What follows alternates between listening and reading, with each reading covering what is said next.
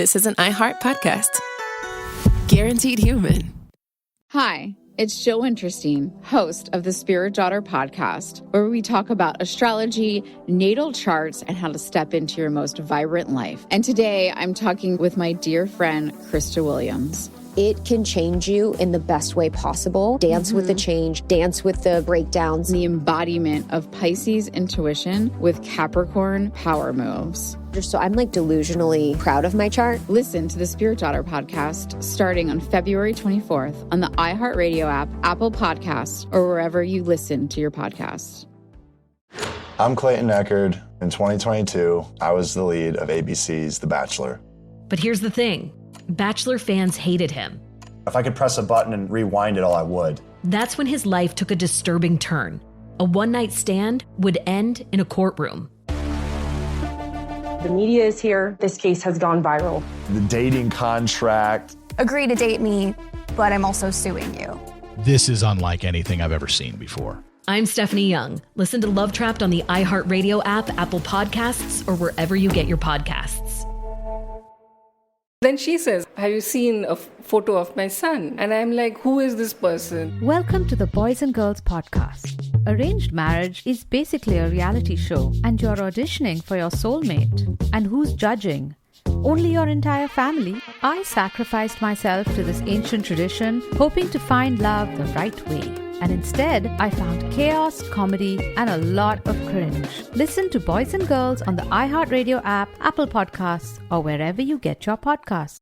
Hey everyone, it's Emily Simpson and Shane Simpson from the Legally Brunette podcast. Each week, we're bringing you true crime through a legal lens. Whether you want all the facts on the disappearance of Nancy Guthrie, or you still need to wrap your head around the Diddy verdict, we're breaking it all down step by step. And we're not just lawyers, we're also husband and wife. It makes for some pretty entertaining episodes. Listen to Legally Brunette on the iHeartRadio app, Apple Podcasts, or wherever you get your podcasts.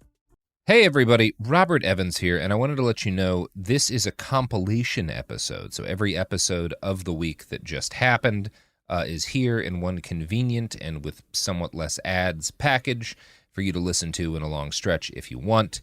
If you've been listening to the episodes every day this week, there's going to be nothing new here for you, but you can make your own decisions.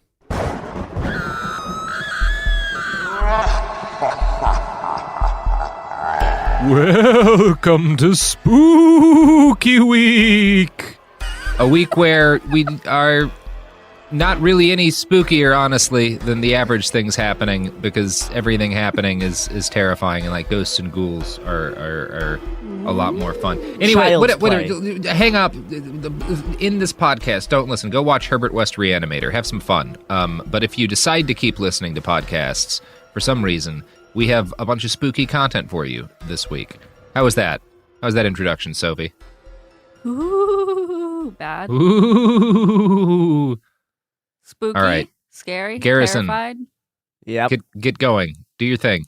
Yeah, my thing. So yeah, we're doing spooky week, which we're very excited about. But yeah, everyone I've told about Spooky Week, they're like, oh, so it's just a regular week for the show. I'm like, yeah, pretty much. No, it's more fun. But it is, in a few ways, it is actually going to be more fun because the spooky mind-bending Come on, tales, Garrison. Commit to the goddamn bit. Yeah, spooky mind-bending tales actually do have some more fun than just the solely depressing ones. Yeah. I mean, so this was the first theme week that we all agreed upon months ago. This was the first theme week. I was like, can we do something around spookiness near Halloween? And everybody unanimously said yes. So this is the first theme week. We have been promising Nut Week coming up eventually. Yeah, we'll happen. Gonna tease. One day. Talk about things that made us nut, or where we talk about the legumes? Mostly legumes. Okay, that's fair. But anyway, we should start off with our first spooky tale. So I'm going to tell a very very spooky tale of an entire French town going mad over the course of a single week. Hell yeah. Probably with the help of psychoactive drugs and a certain 3-letter agency. You know what I think we're going to get to do, Garrison? Ha-ha, my racist French accent! I did. Somebody online. I did get a few messages for that. You can't be racist against the French. They're like the British or Americans. I did get a few messages saying that your French accent was very racist to the French. There is a certain number. It's like the Germans. There's a certain number of genocides after which people get to make fun of your country, and it's not racist. And that number is, let's say, 3. Honestly, the worst part of this story is that we're probably doing critical support for France. I mean, in a way, well, we'll see. Honestly, I'm gonna be kind of more critical support to the CIA by the end of this one. Hopefully. Yeah, that is the most critical support can be.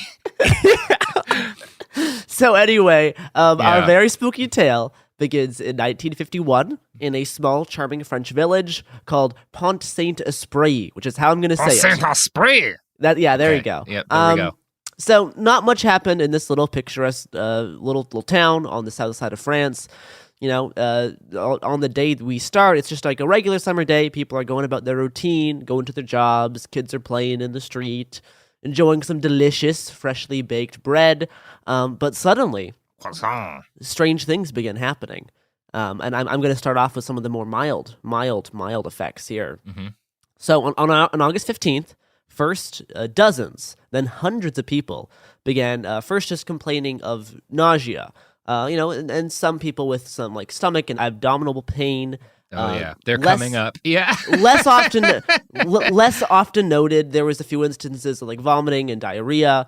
Only about 30% of people had diarrhea. That is a weirder thing. That's a lot of diarrhea.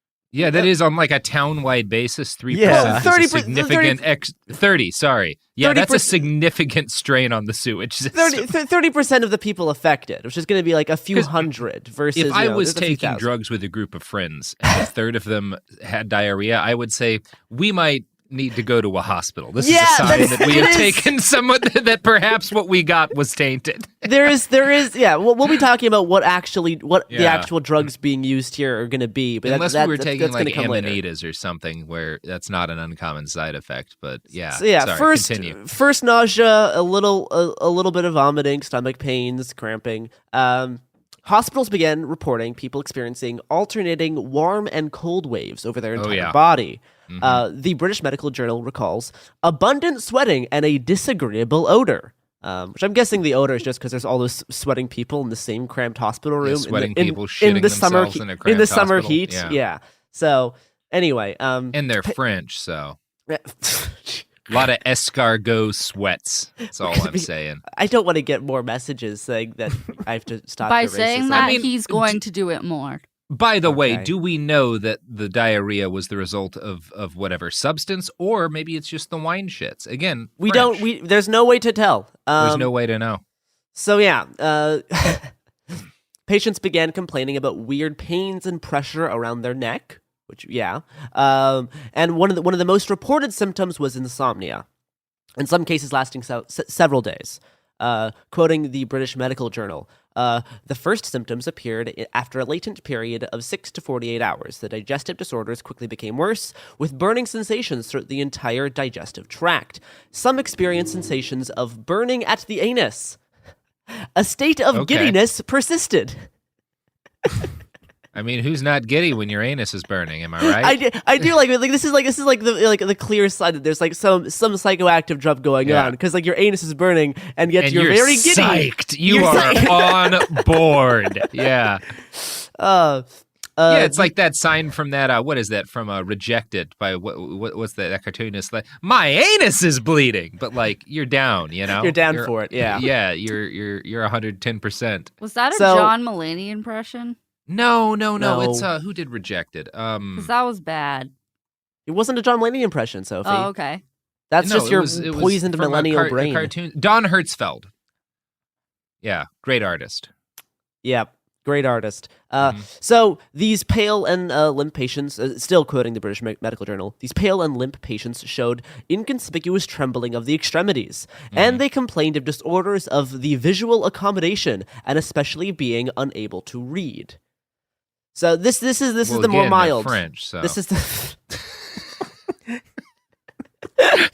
Oh, this could be a long one, Gare. So this is for many people affected. This is where the symptoms stopped. After suffering from insomnia for a while, with mild disorders of the visual accommodation, and stomach pains and like weird like neck things. After they were able to sleep, that was the sign of their recovery. Is like the ability to sleep again after the insomnia wore off. But in around 50 of the cases reported, the effects were much more intense. I'm going to continue from the medical journal first, and then get into some of the more colorful reporting around the incident. Quoting the medical journal again, vivid visual hallucinations appeared. In particular, themes of visions of animals and of flames. All of these visions were fleeting and variable. In many of the patients, they were followed by dreamy delirium. Yeah, that's about right. That's actually a pretty good description of like LSA, LSD, those kind of like the movies always get it wrong because you're not seeing some sort of like visual like cartoon world. It's these kind of like fleeting impressions of visions and things in the corner of your eyes. Yeah, it's a pretty good description. Especially on lower like it is unclear what exactly they were on because there definitely can be the more cartoon elements. Oh, I mean, you can get full open-eyed hallucination. Like especially the Shogun chemicals will do that, but I don't get it so much with like LSD, LSA. And LSA, if you want to shit yourself. Ooh, that is true. Right? Eat some Hawaiian baby Woodrose seeds. Yeah, get them from Home Depot and have yourself a horrible night. So the delirium seemed to be systematized with animal hallucinations and self-accusation.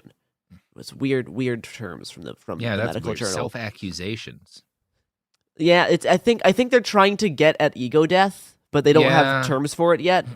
Either that or that, like, sometimes you're hallucinating, you get, like, overcome with, like, guilt, like, oh, I did this terrible thing, or, like, everybody's angry at me, or whatever, like. Continuing from the medical journal, self-accusation, and it was sometimes mystical or macabre.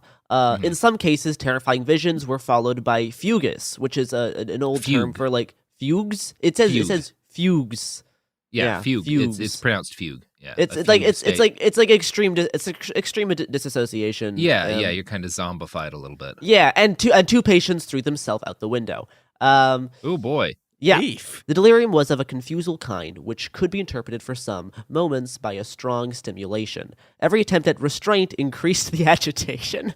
Well, yeah, that is how restraining people. I've had to restrain a number of people, and it does not calm anyone down. Especially people don't like to be restrained, especially when you're tripping hard. Yeah, this sounds like a real bad time. Not the thing to do. In severe cases, muscular spasms appeared.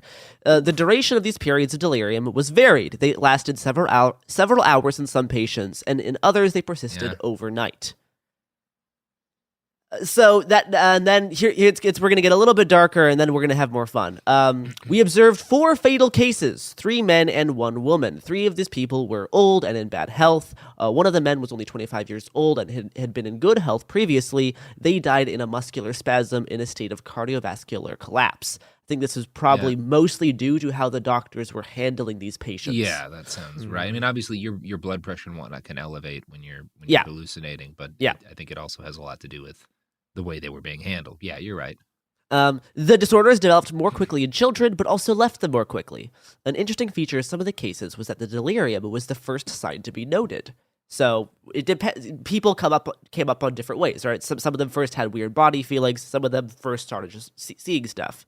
One other interesting tidbit that we're not going to spend much time talking about, but like around 2 weeks after this initial incident, some symptoms started to reappear, either through like a secondary poisoning or it was like some kind of like acid flashback.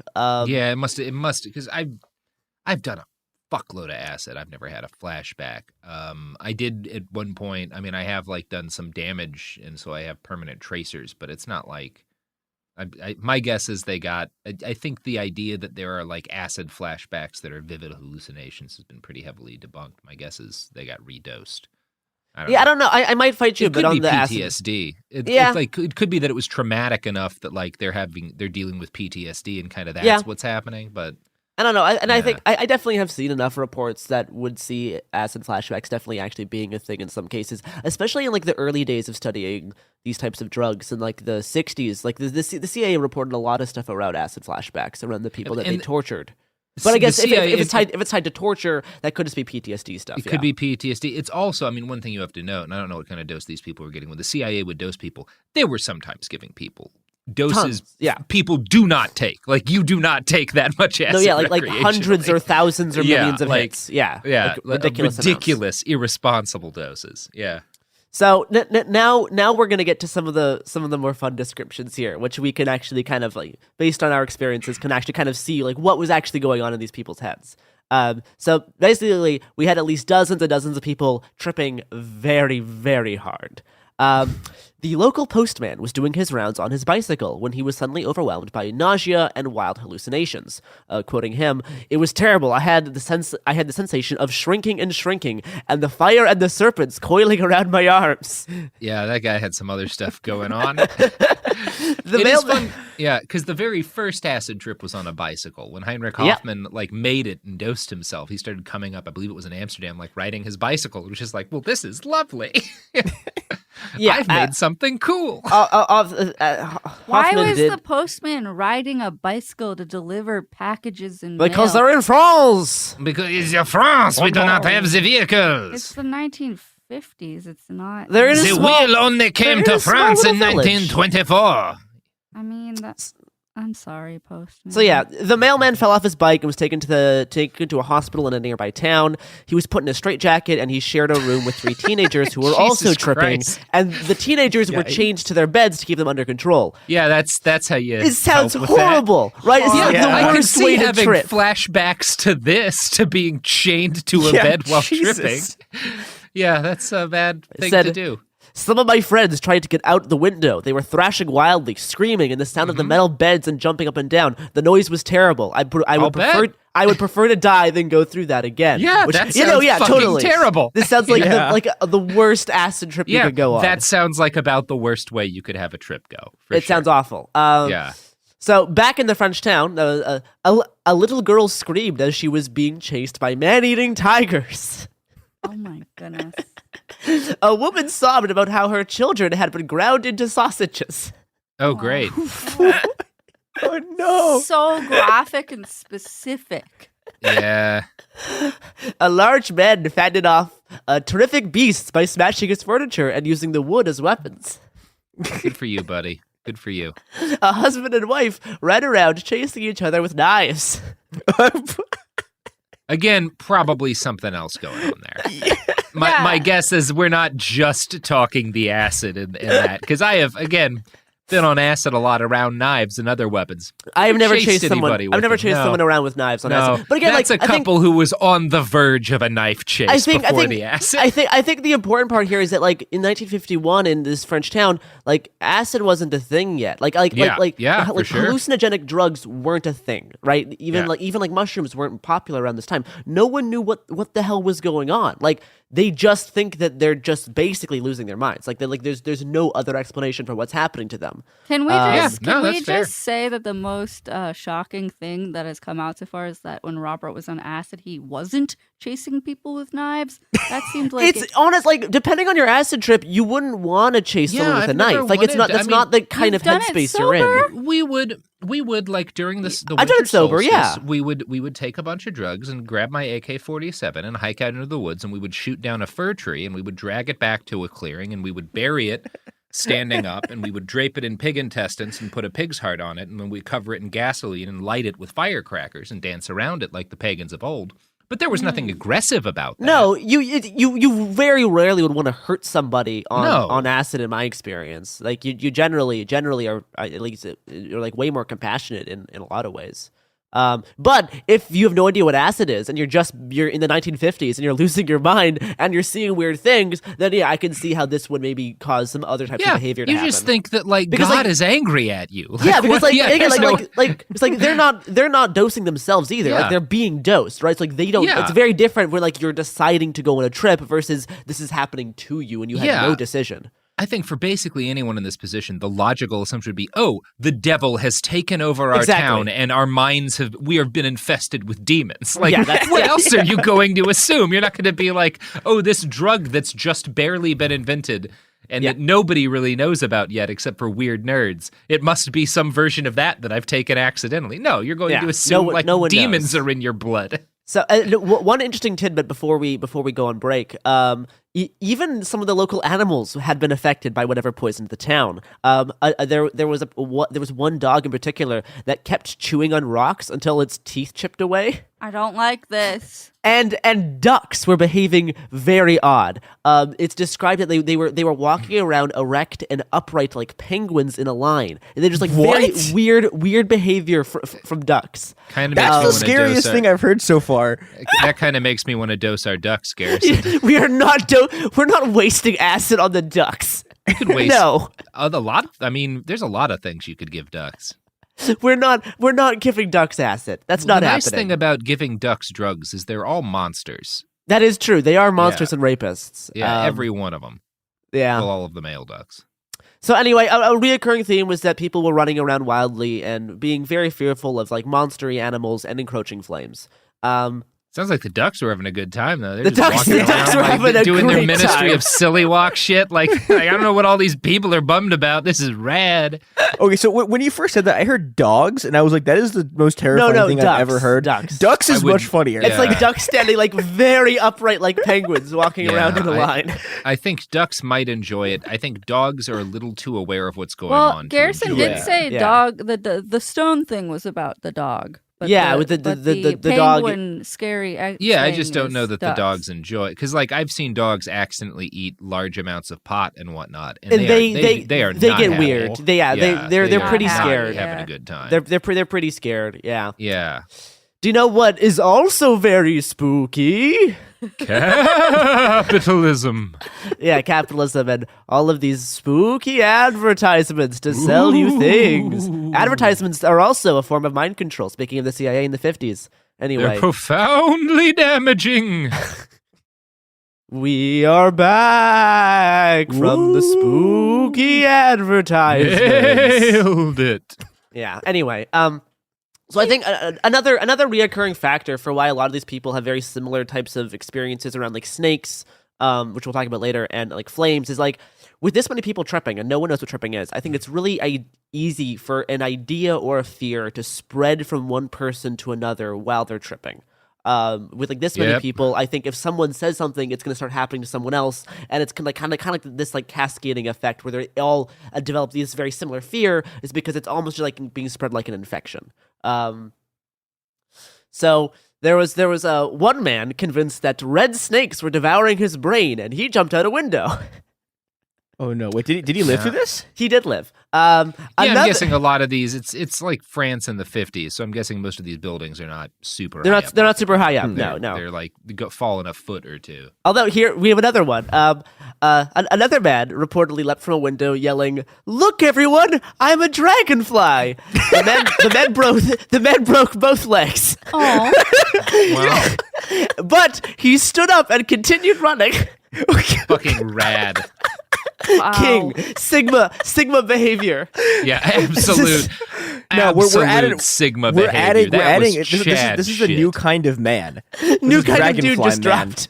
The rarest kind of man. Look, everyone! I'm a dragonfly. Breaks both legs and keeps running. Yeah.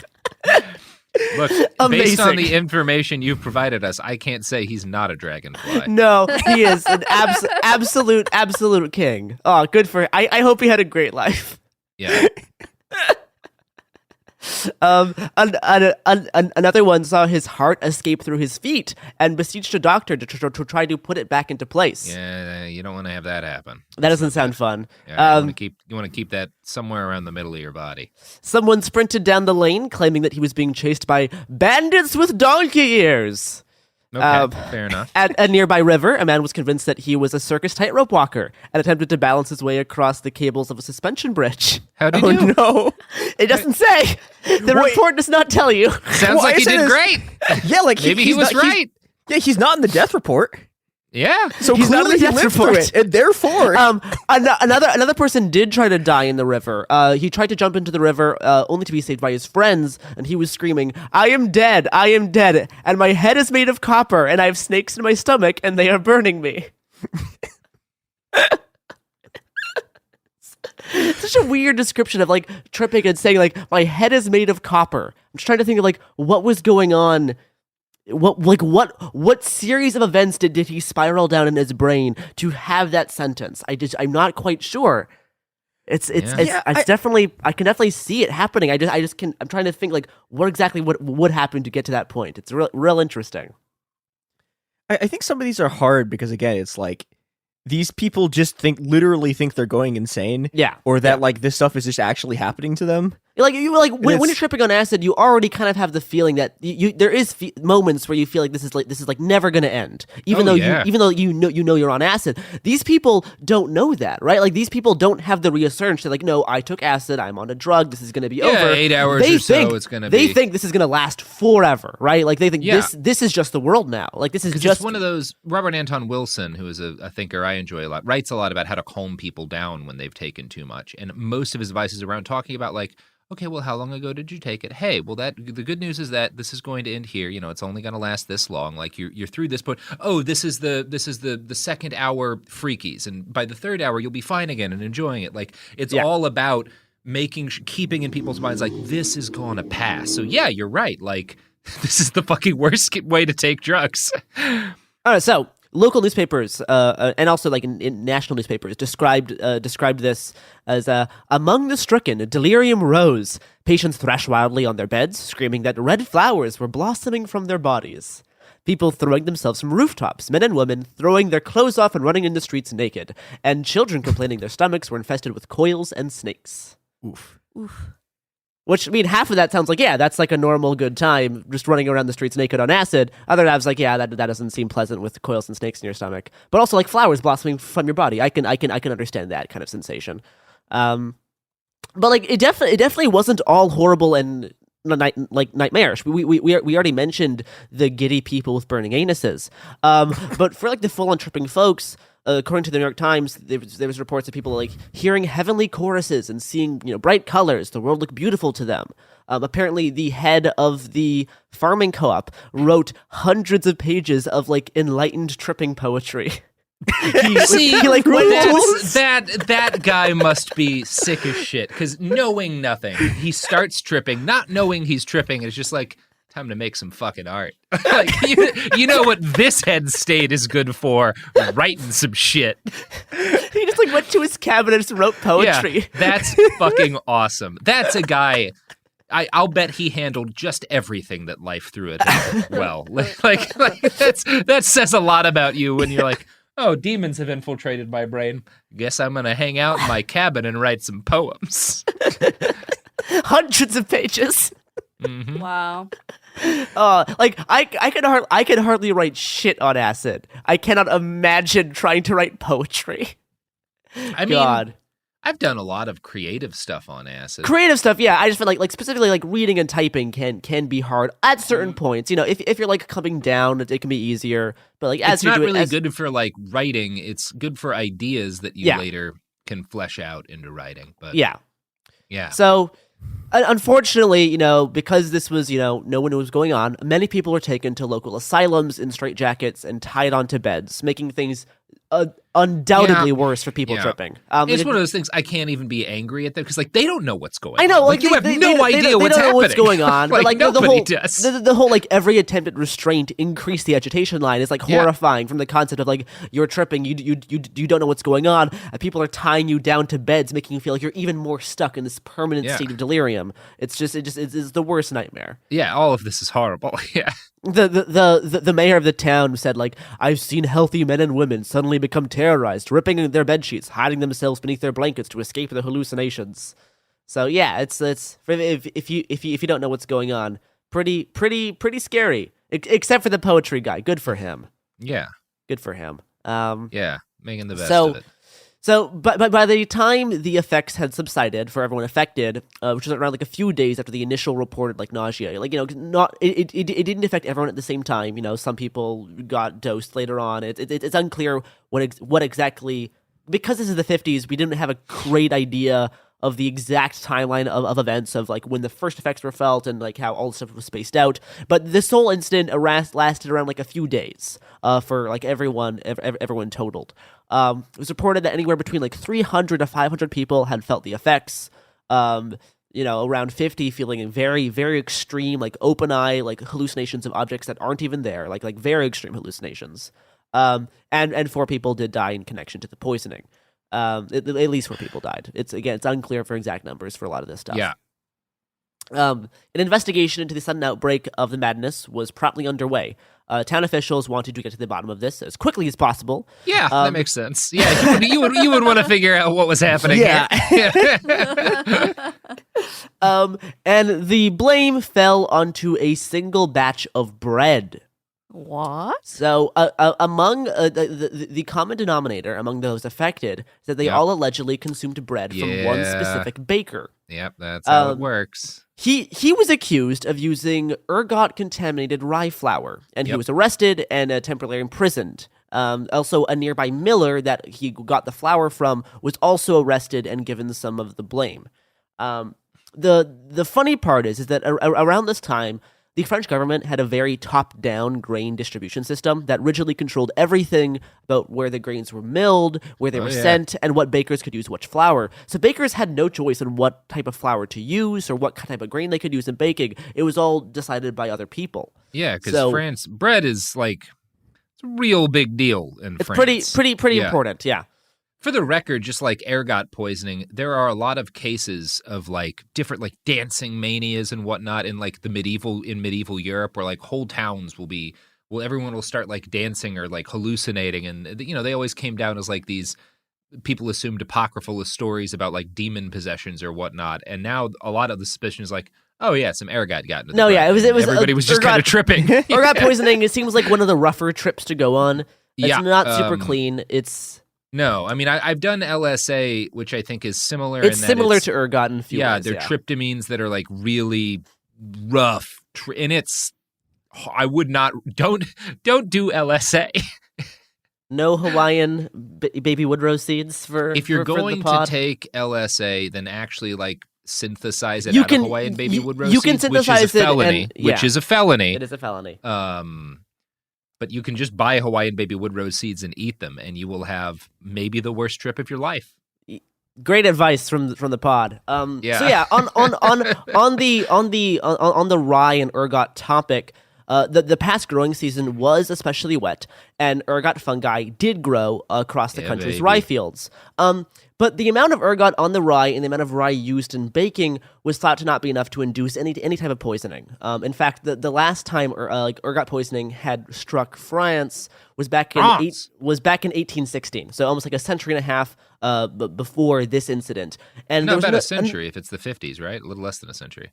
No, so the last incident was 1816. This was 1950. I thought you said 1860. No. Okay, gotcha. Yeah. So like a century and a half ago, and no other towns, and no other part of France was affected by anything similar to this.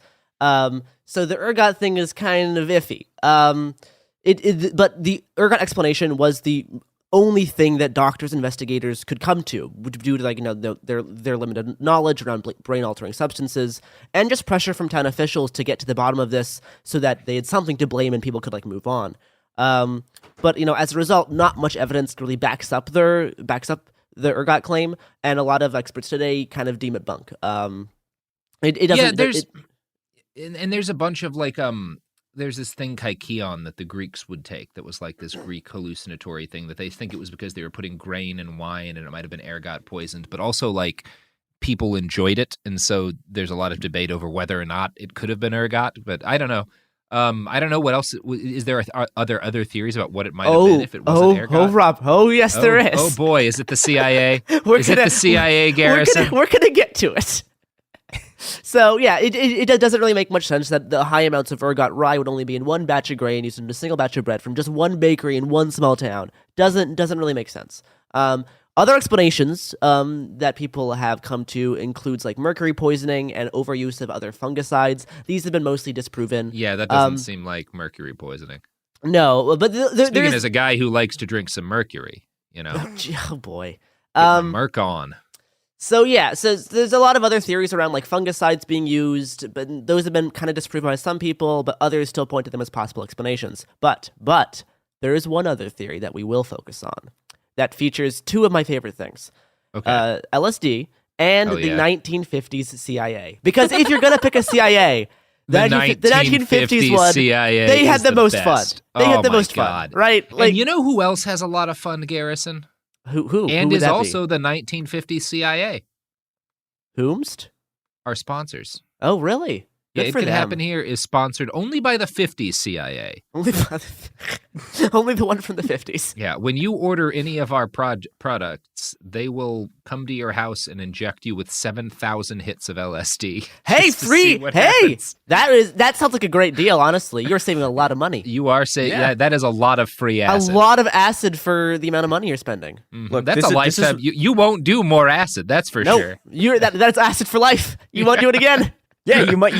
Probably you won't have to do. You won't have to do any expenses ever again. Yeah. Well, you'll survive. You'll just be a very different person by the end of the experience. you won't survive. Your body will. Yeah, someone else will be inhabiting it at the end of that trip. Someone else will wake up. So right, speaking of waking up, here's all the products. Yeah. So 1950s CIA, wild time. Great time. In 2009, Hank P. Albarelli, is an American writer and journalist, released a book called A Terrible Mistake, which focuses on the suspicious death of a CIA scientist named Frank Olson, who worked on the CIA mind control experiments during the late 40s and early 50s. While researching the book, Albarelli claims to have come across a number of old CIA and White House documents referencing the Pont Saint-Esprit incident, and he claims that the village was the target of a CIA experiment on the mass effects of LSD, and that around the time that Frank Olson wanted to sever his ties with the Army and CIA, Frank started talking about his participation in the experiment, which may have led to the government offing Olson. So I know that is a lot, and it is slightly more than just a speculation. We're going to get into the evidence here shortly. But by now, it's pretty well known that throughout the 40s, 50s, and 60s, both the U.S. Army and the CIA tried to use hallucinogenic drugs, such as LSD, as both an offensive weapon and as a way to make like psychic super soldiers. It's programs like MK Ultra, MK Naomi, Project Bluebird, Project Artichoke. Lots of these things were trying to find different ways of using LSD for like offensive and defensive means. Some of the interest was promoted by was prompted by reports of the Soviet Union doing experiments with drugs around the same time. Also, stuff around psychic powers and hypnosis. This was very popular around this time for lots of different intelligence agencies. So Albarelli uncovered a report from 1949 by the director of the Edgewood Arsenal, which was where many U.S. government LSD experiments were carried out. And this report stated that the Army should do everything possible to launch so-called field experiments using this drug. And later in his 2009 book, Albarelli claims that he found references to a government document with the label RE, Pont Saint-Esprit, and F. Olson Files, SO, SPAN/France, Operation File, Inclusive, Olson, Intel Files, Hand carry to Bellin. Tell him to see to it that these are buried. This document does exist. Like we do have this label on this document. But like the actual contents of the document are gone. But this is just like a label that is being referenced as. We just know there was a thing with this title. Great. Oh boy.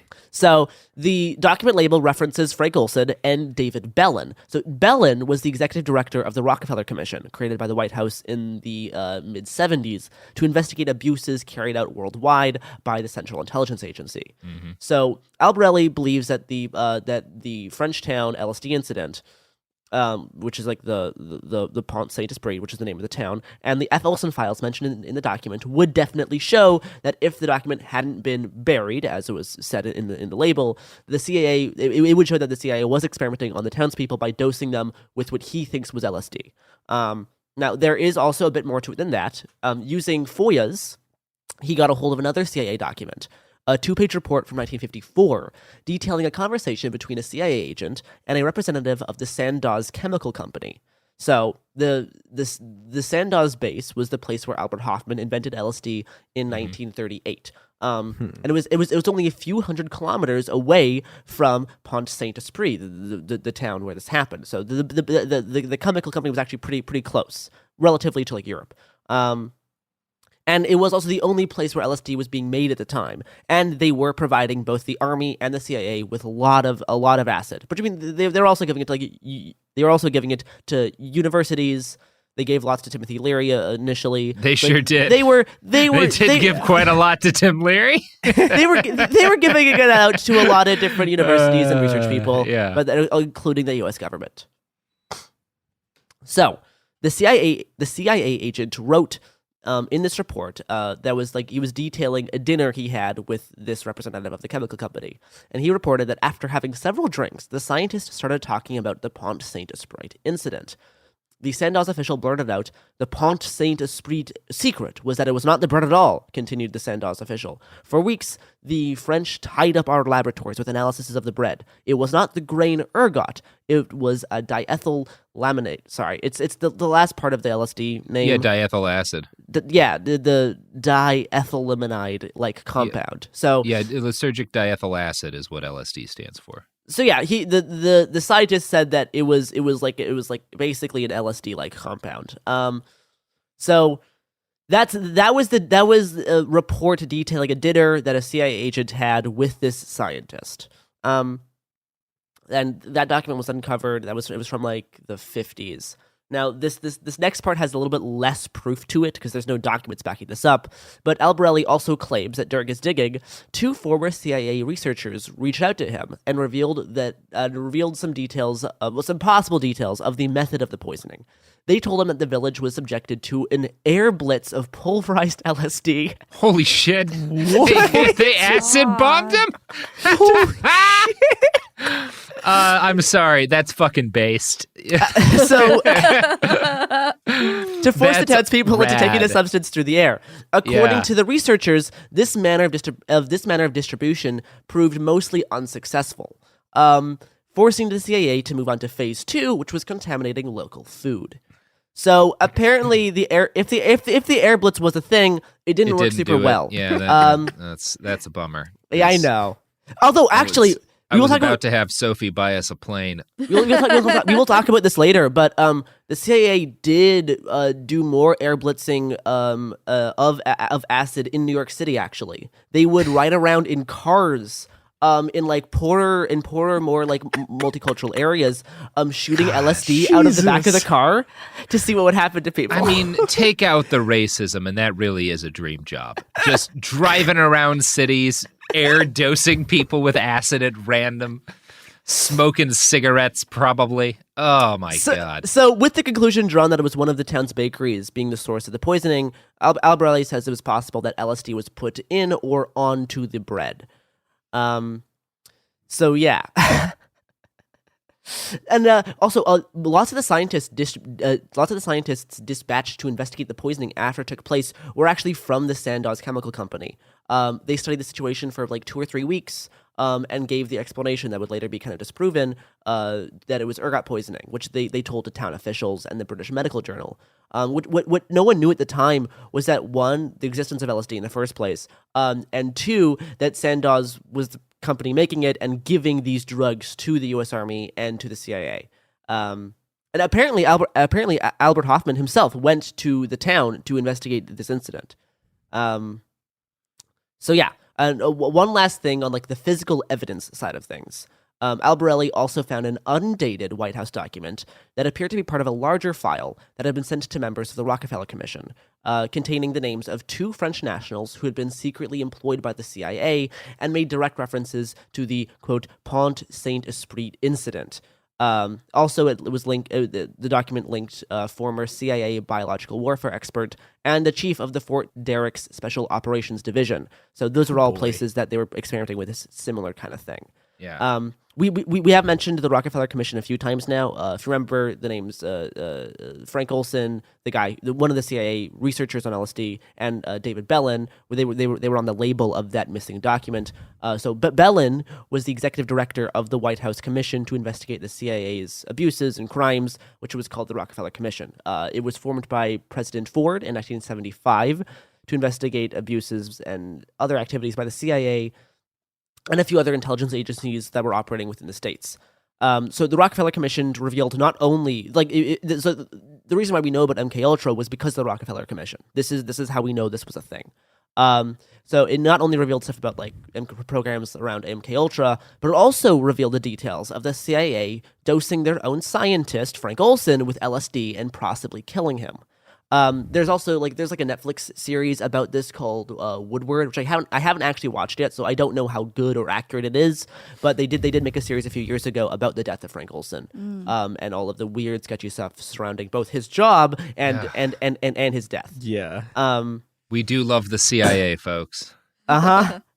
So the commission also concluded that the head of the CIA's LSD program, Dr. Sidney Gottlieb, destroyed all of the drug program's records in 1973 to hide the details of possibly illegal actions, and he was personally involved in the torture of Frank Olson. 20 years after Mr. Olson's death and 10 years after the LSD experiments were halted, Dr. Gottlieb ordered the destruction of all the records of the program, including a total of 152 separate files.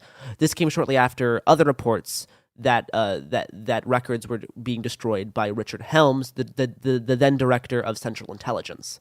So it's undoubtedly true that the CIA was up to some shit involving LSD around the exact time period of this Frenchtown incident. Yeah, it's certainly not you're not coming out of nowhere suggesting the CIA may have dosed all these people. No, but they did it to a bunch of folks. If they didn't do it here, they'd done similar shit. It's also worth mentioning at this point that this is the point where the CIA is also running this enormous heroin network out of France. As basically they have this deal with the French where they're okay, so the French mob can basically move all the heroin they want. In exchange, they'll stop the communists from taking control of the Port of Marseilles. And so this is all also going on at the same time that they're doing the LSD stuff. It's great. Yeah. So there's some historians that think the LSD theory does not hold enough water. Stephen Kaplan is a U.S. historian specializing in the French food history and the author of the 2008 book Cursed Bread, which follows this incident. He says that I have numerous objections to this paltry evidence that against the CIA. First of all, it's clinically incoherent. LSD takes effects in just a few hours, where the inhibitants showed symptoms only after 36 hours or more. Furthermore, LSD does not cause the digestive elements or the vegetative effects described by the townspeople. And so to both those claims, I say they're not necessarily true. It's unclear how soon the delirious effects took place. For some people, they were the first effect felt. So the whole thing about the effects only taking effect after 36 hours, that's not necessarily true.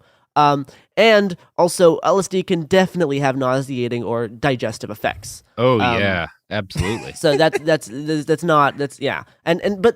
there were other types of symptoms that are not common for what we think of as modern LSD. Yeah, but again, this is the 1950s, and we don't know what they were actually on. It may not be what we think of as LSD now. It could be slightly, that this is a whole class of psychoactive drugs that's unclear what they were all actually being dosed with. Yeah, who the fuck knows what they were being given, and who the fuck knows what the actual like dose amount was? We've no idea.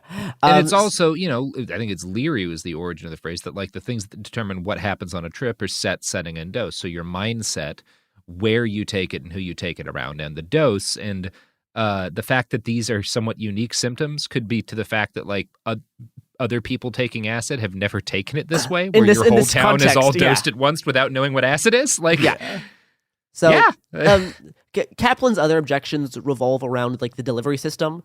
He says it's absurd, this idea of transmitting a very toxic drug by putting it in the bread. As for pulverizing it for ingestion through the air, that technology wasn't even possible at the time. Most compellingly, why would they choose the town of Pont-Saint-Esprit to conduct these tests? It was half destroyed by the U.S. Army during fighting with the Germans in the Second World War. It makes no sense. And to that I say, that makes it the perfect town for the CIA to fuck with. Yeah, I mean, the CIA that's dose. They generally would choose to dose someone with acid because it sounded funny. They didn't give a shit. I think the fact that this town was already kind of like only half inhabited and half destroyed by the Second World War, that makes it the perfect town to fuck with. Yeah. And also the CIA and the government very much did have the means to try to distribute stuff via the air, because we can see other documents around the time of them doing this to specific areas of New York City. They also tried to poison the entire New York subway with LSD in the 50s, but that was shut down by higher ups in the Central Intelligence Agency. Unfortunately, God, what a time that would have been. But Kaplan isn't sure Ergot's the responsible either.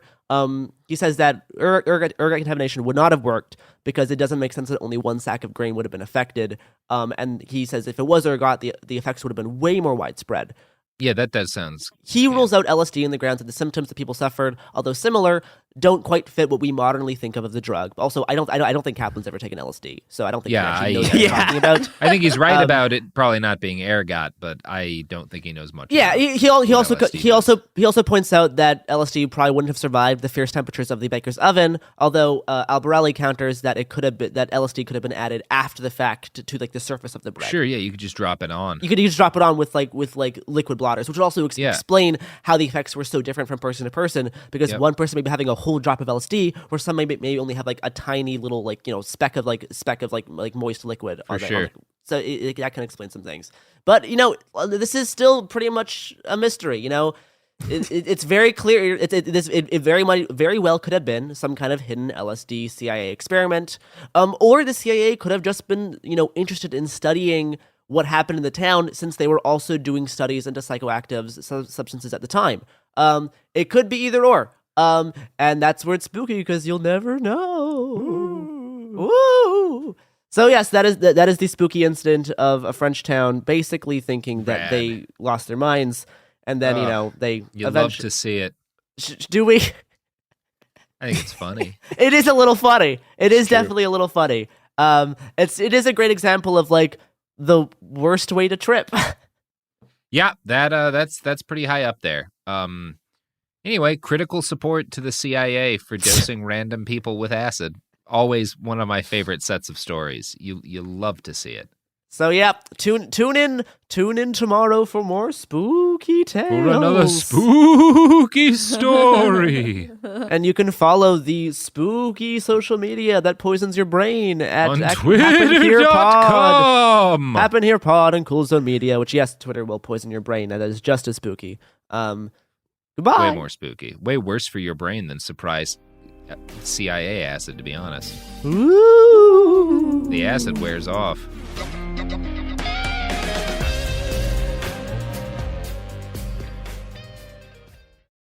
Hi, this is Jo Winterstein, host of the Spirit Daughter podcast, where we talk about astrology, natal charts, and how to step into your most vibrant life. And I just sat down with a Minnie Driver. The Irish traveller said when I was 16, you're going to have a terrible time with men.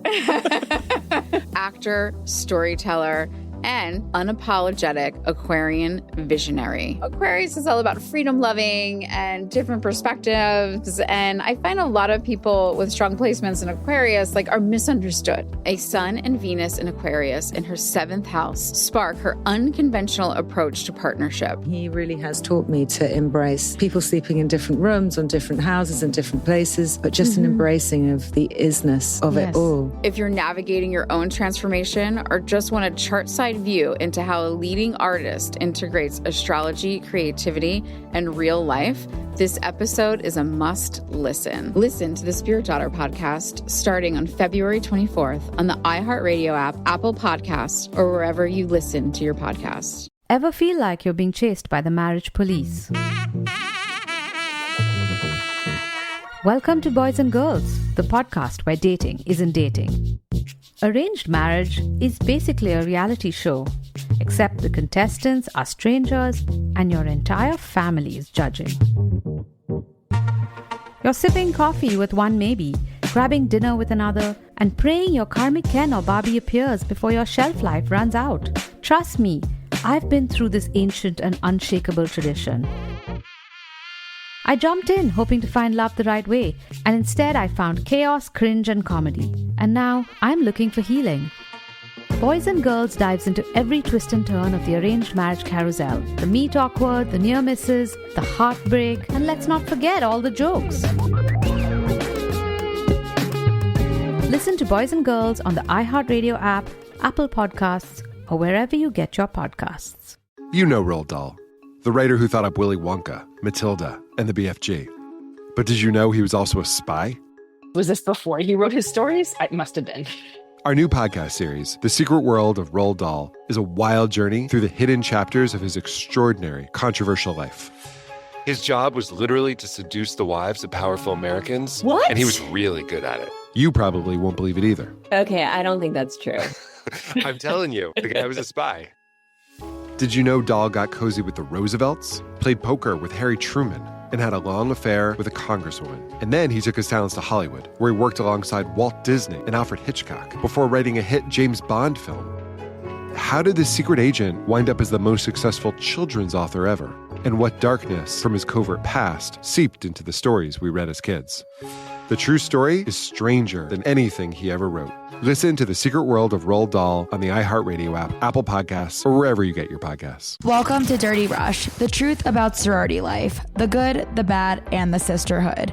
With your hosts, me, Gia Giudice, Daisy Kent, and Jennifer Fessler.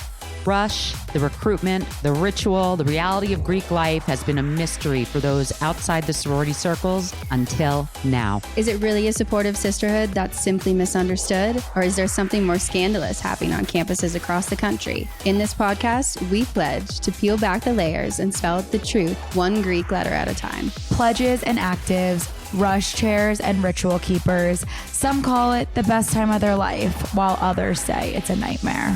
From a perfect rush to recruitment scandals, what is really going on behind the doors of those sorority houses from Alpha to Omega? We're taking you inside Sorority Row, including the chapter room, as we explore the fellowship and the frenemies. Let's get dirty. Listen to Dirty Rush on the iHeartRadio app, Apple Podcasts, or wherever you get your podcasts.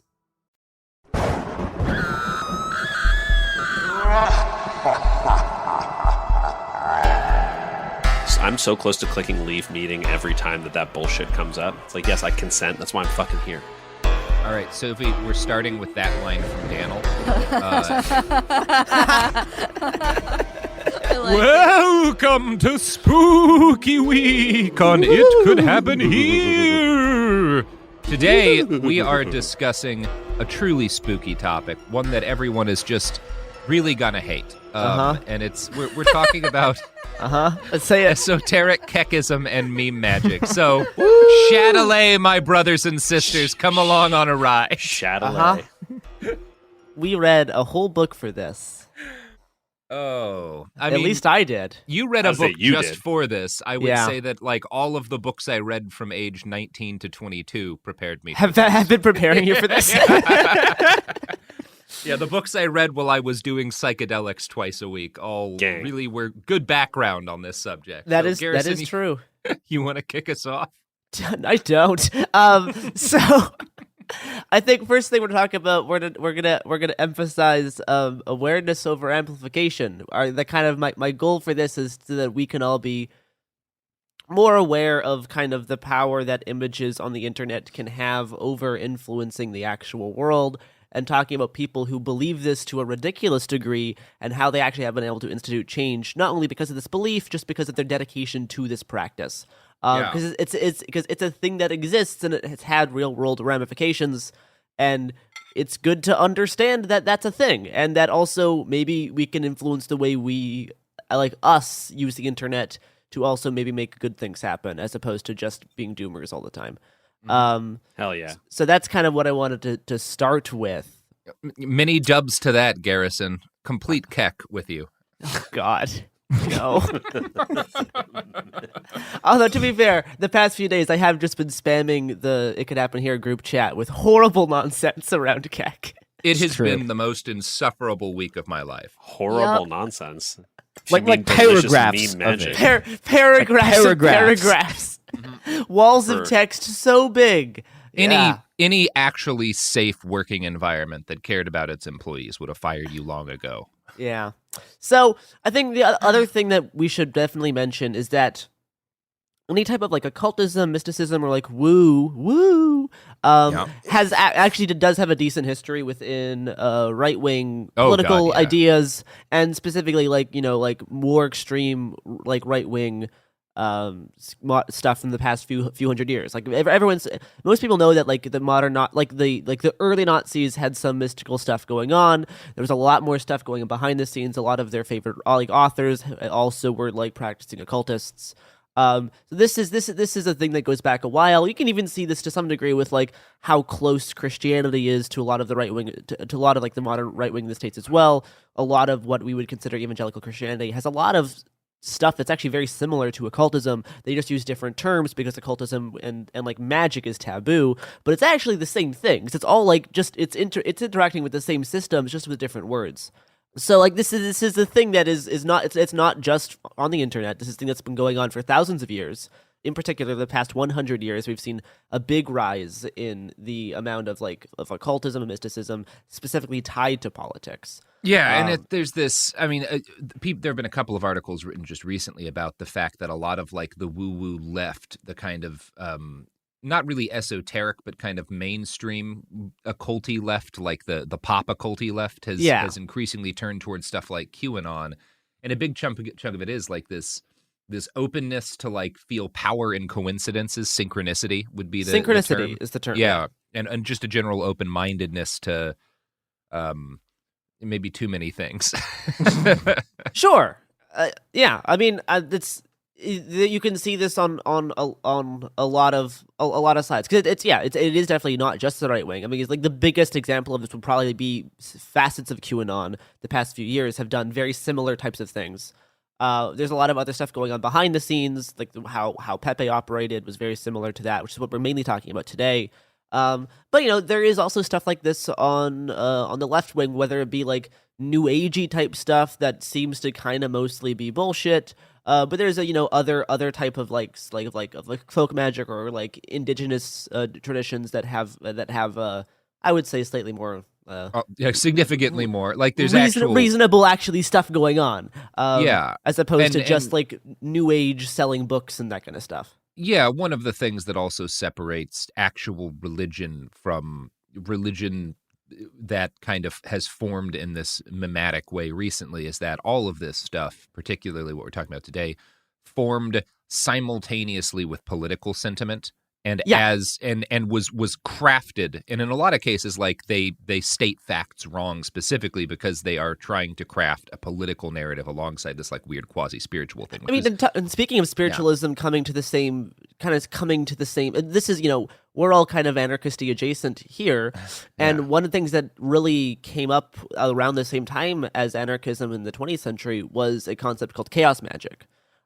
Which was really tied to a lot of like anarchist thought and anarchist kind of thinkers. Some of the most famous chaos magicians are like explicitly anarchist, someone like Grant Morrison. Others are like Discordians, which have a lot of like anarchist crossover stuff, like Robert Anton Wilson, which kind of operates in that same ocean.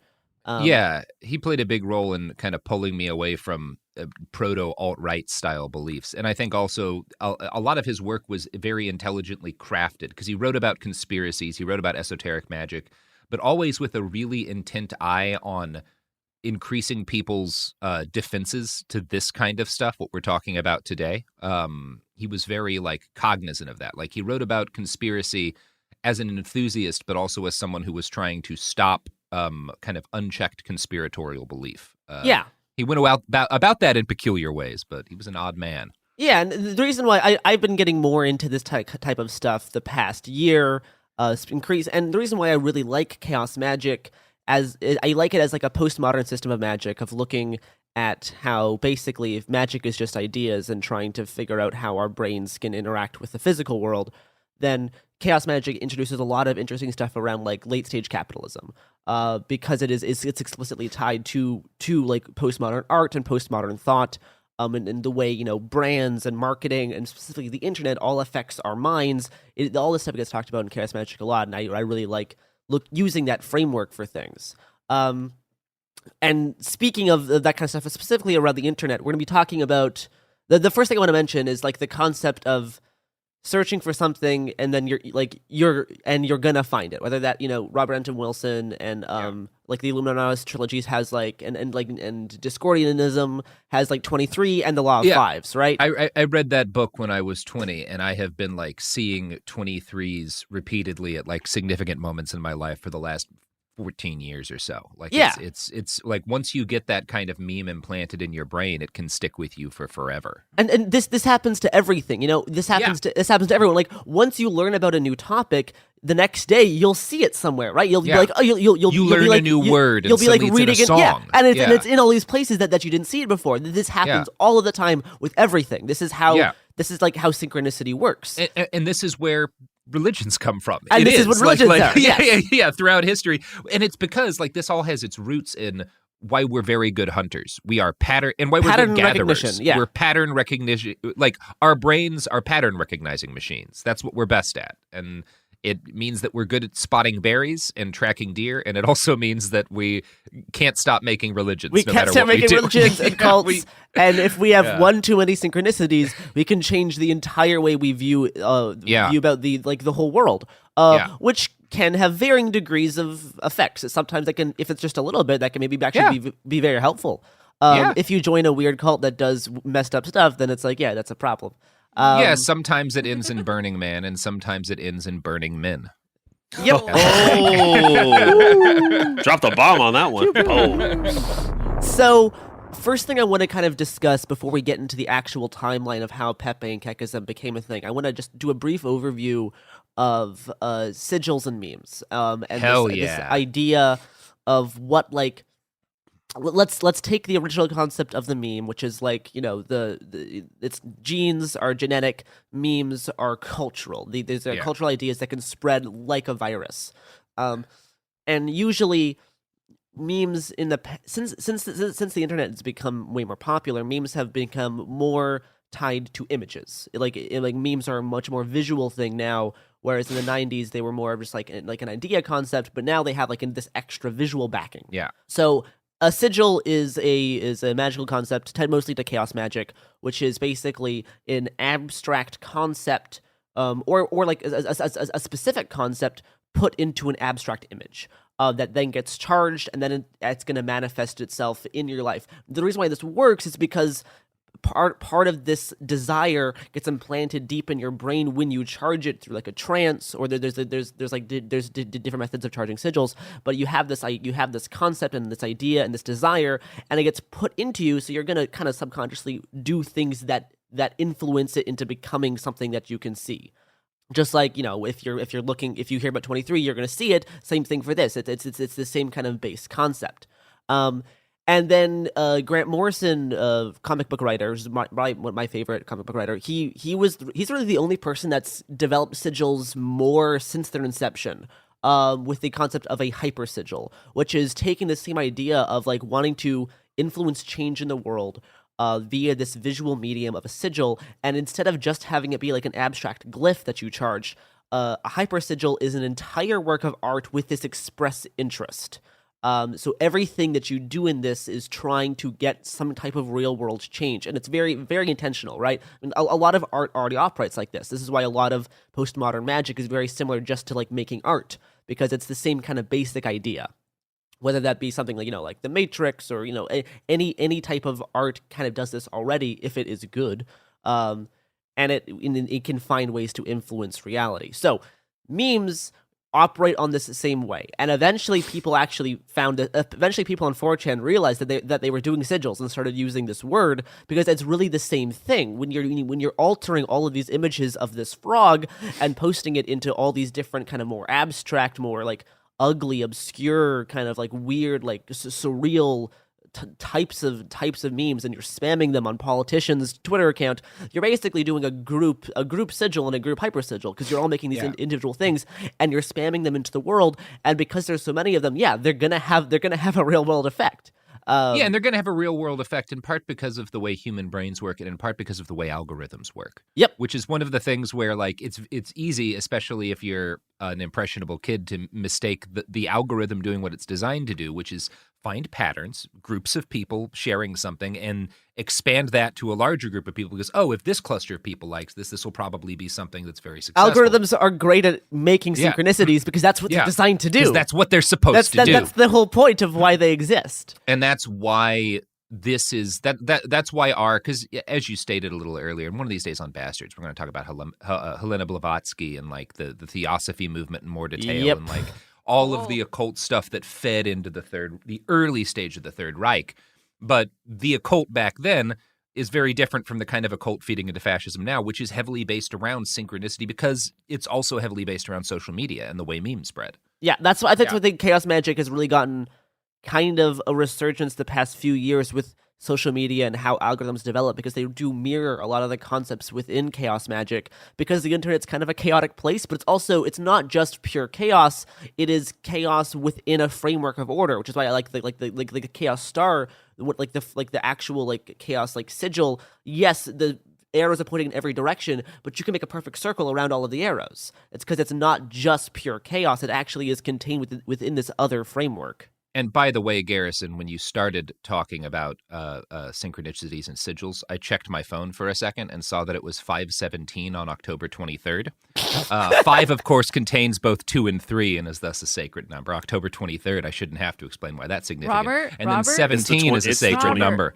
Robert, it's the 22nd. It's the 22nd. Yeah, but it's the 23rd on my phone. Why is because it my the phone's 23rd fucked up? On your phone? Because that's the universe, baby. That's the synchronicity. I'm living in the future, motherfuckers. And what time is it that it's not right now? It was 5:17 on my phone. And the other time it is 2 p.m. I don't need to know what time it is. Sophie, in your default reality. No. Sophie. Yeah, you are on a different dimensional plane now. We have split into two different ones. Why is mine wrong? I think this gives us a perfect opportunity for the audience to find their own synchronicities in these ads, because who knows what's going to happen? Who knows what's going to play? Spooky ad. We don't know. So look for patterns and you'll find them. Woo! Here's some ads. I hope it's an ad for the Egyptian goddess Mot. And we are back. We're gonna now actually kind of get into some of the actual Pepe nonsense. I think another important part to mention is that, like, for a lot of people doing this online, this is like an online pattern that happens all the time. It happens with stuff like this. It happens with cat boys. It happens with a whole bunch of stuff. Is that, like, stuff starts as a joke, and then you do it a lot, and the repetition basically makes you do it genuinely. Yeah, like me talking about getting all of my followers to a compound in Idaho where we die fighting the FDA. Exactly. Eventually, that turns into an actual death cult. So it starts as a joke, and then under repetition, it becomes genuine. This happens to basically almost everything on the internet. Yeah. Yeah, this leads to Garrison and I doing the inevitable Robert Evans Behind the Bastards episode. That's our last episode. Mm-hmm. Yeah, it was the last one. That's a 3-parter if I ever heard one. You hope so. You wish. Hold on. What are cat boys? That is a different I'm so podcast. Glad you're here. That is a different podcast, I think. Yeah. Hi. Sorry, I know I only interject briefly. Is that are they like pre-furries? Is that something different entirely? No, kind of post-furry. It's kind of like post-left. It's rehumanizing the furry. So, like, the same way that they're humans too. The same way Sonic the Hedgehog is a Mickey Mouseification of Vegeta. Cat boys are a rehumanification of furries. This is a whole process on the. I can explain this in great detail in a later episode. You're good, but I think we have enough. We have enough to talk about already. Understood. Thank you so much. I'm gonna go get my dog. Okay, sure. Would someone be willing to sacrifice their own mentality to describe the rise of Pepe, originally in the early 20-teens? Yeah, so it started as this guy's comic. There was nothing particularly weird about. Yeah, it was just it was a dude's comic. He was like feels good man was kind of his feels catchphrase. Good man. He was a chill dude. He was a chill dude. Yeah, not a fascist. Comic Pepe's actually pretty fun. Yeah, Comic Pepe's great. And the artist is lovely. He's like a millennial slacker who doesn't really know what to do with his life after 9/11, after the financial crash. He's just trying to kind of get by. The comic's fine. Yeah, the comic's fine, but the art, just like kind of the specifics of how he drew Pepe made him very well suited for a meme because he's expressive and he shows up and starts getting spread in 4chan, and that kind of idea goes viral, and it particularly gets attached to a lot of like the political shit on Poll and the people who are like churning into Gamergate and the alt-right. Sad Pepe gets very popular. Smug Pepe gets very popular. Yeah. Yeah, and then so Keck is kind. Keck, yeah, I mean, but that does tie into the frog shit. Keck is a bit late. Keck's a bit like later on. I think we'll go over more for like how Pepe is like the cartoon character got. As soon as it becomes a meme, it spreads out into all corners, and the people who memed this hardest were on 4chan. So this is how Pepe became very kind of tied to this. And I think the last bullet in Pepe, really solidifying him as an alt-right meme specifically, was the Richard Spencer punch.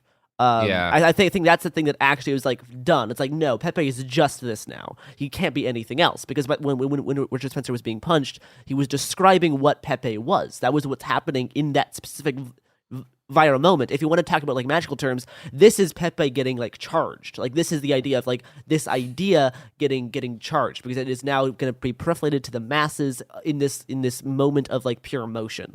Yeah. So that's when Pepe really gets tied to that. And I think Hillary Clinton made it very, very worse. Yep. The way she talked about this kind of stuff on her speeches basically gave the alt-right a baseball bat to hit her with. The problem that Clinton and everyone else, because like a big part of, I would argue that like the largest part of why Pepe became a thing that was destined to last was that pundits and politicians, including Hillary and media people, kept talking about it as a fascist symbol and kept discussing like what it was. And that anyone who grew up on the internet, who grew up around these communities, knows that you would ignore them as much as possible. To the extent that that's possible, you don't feed the trolls. You don't give them power. Yeah, you don't. And talking about it, again, this is like chaos magic shit. Like referencing it, bringing it up, bringing it into the real world gives it power. That's the thing exactly that feeds it. Yeah. Yeah.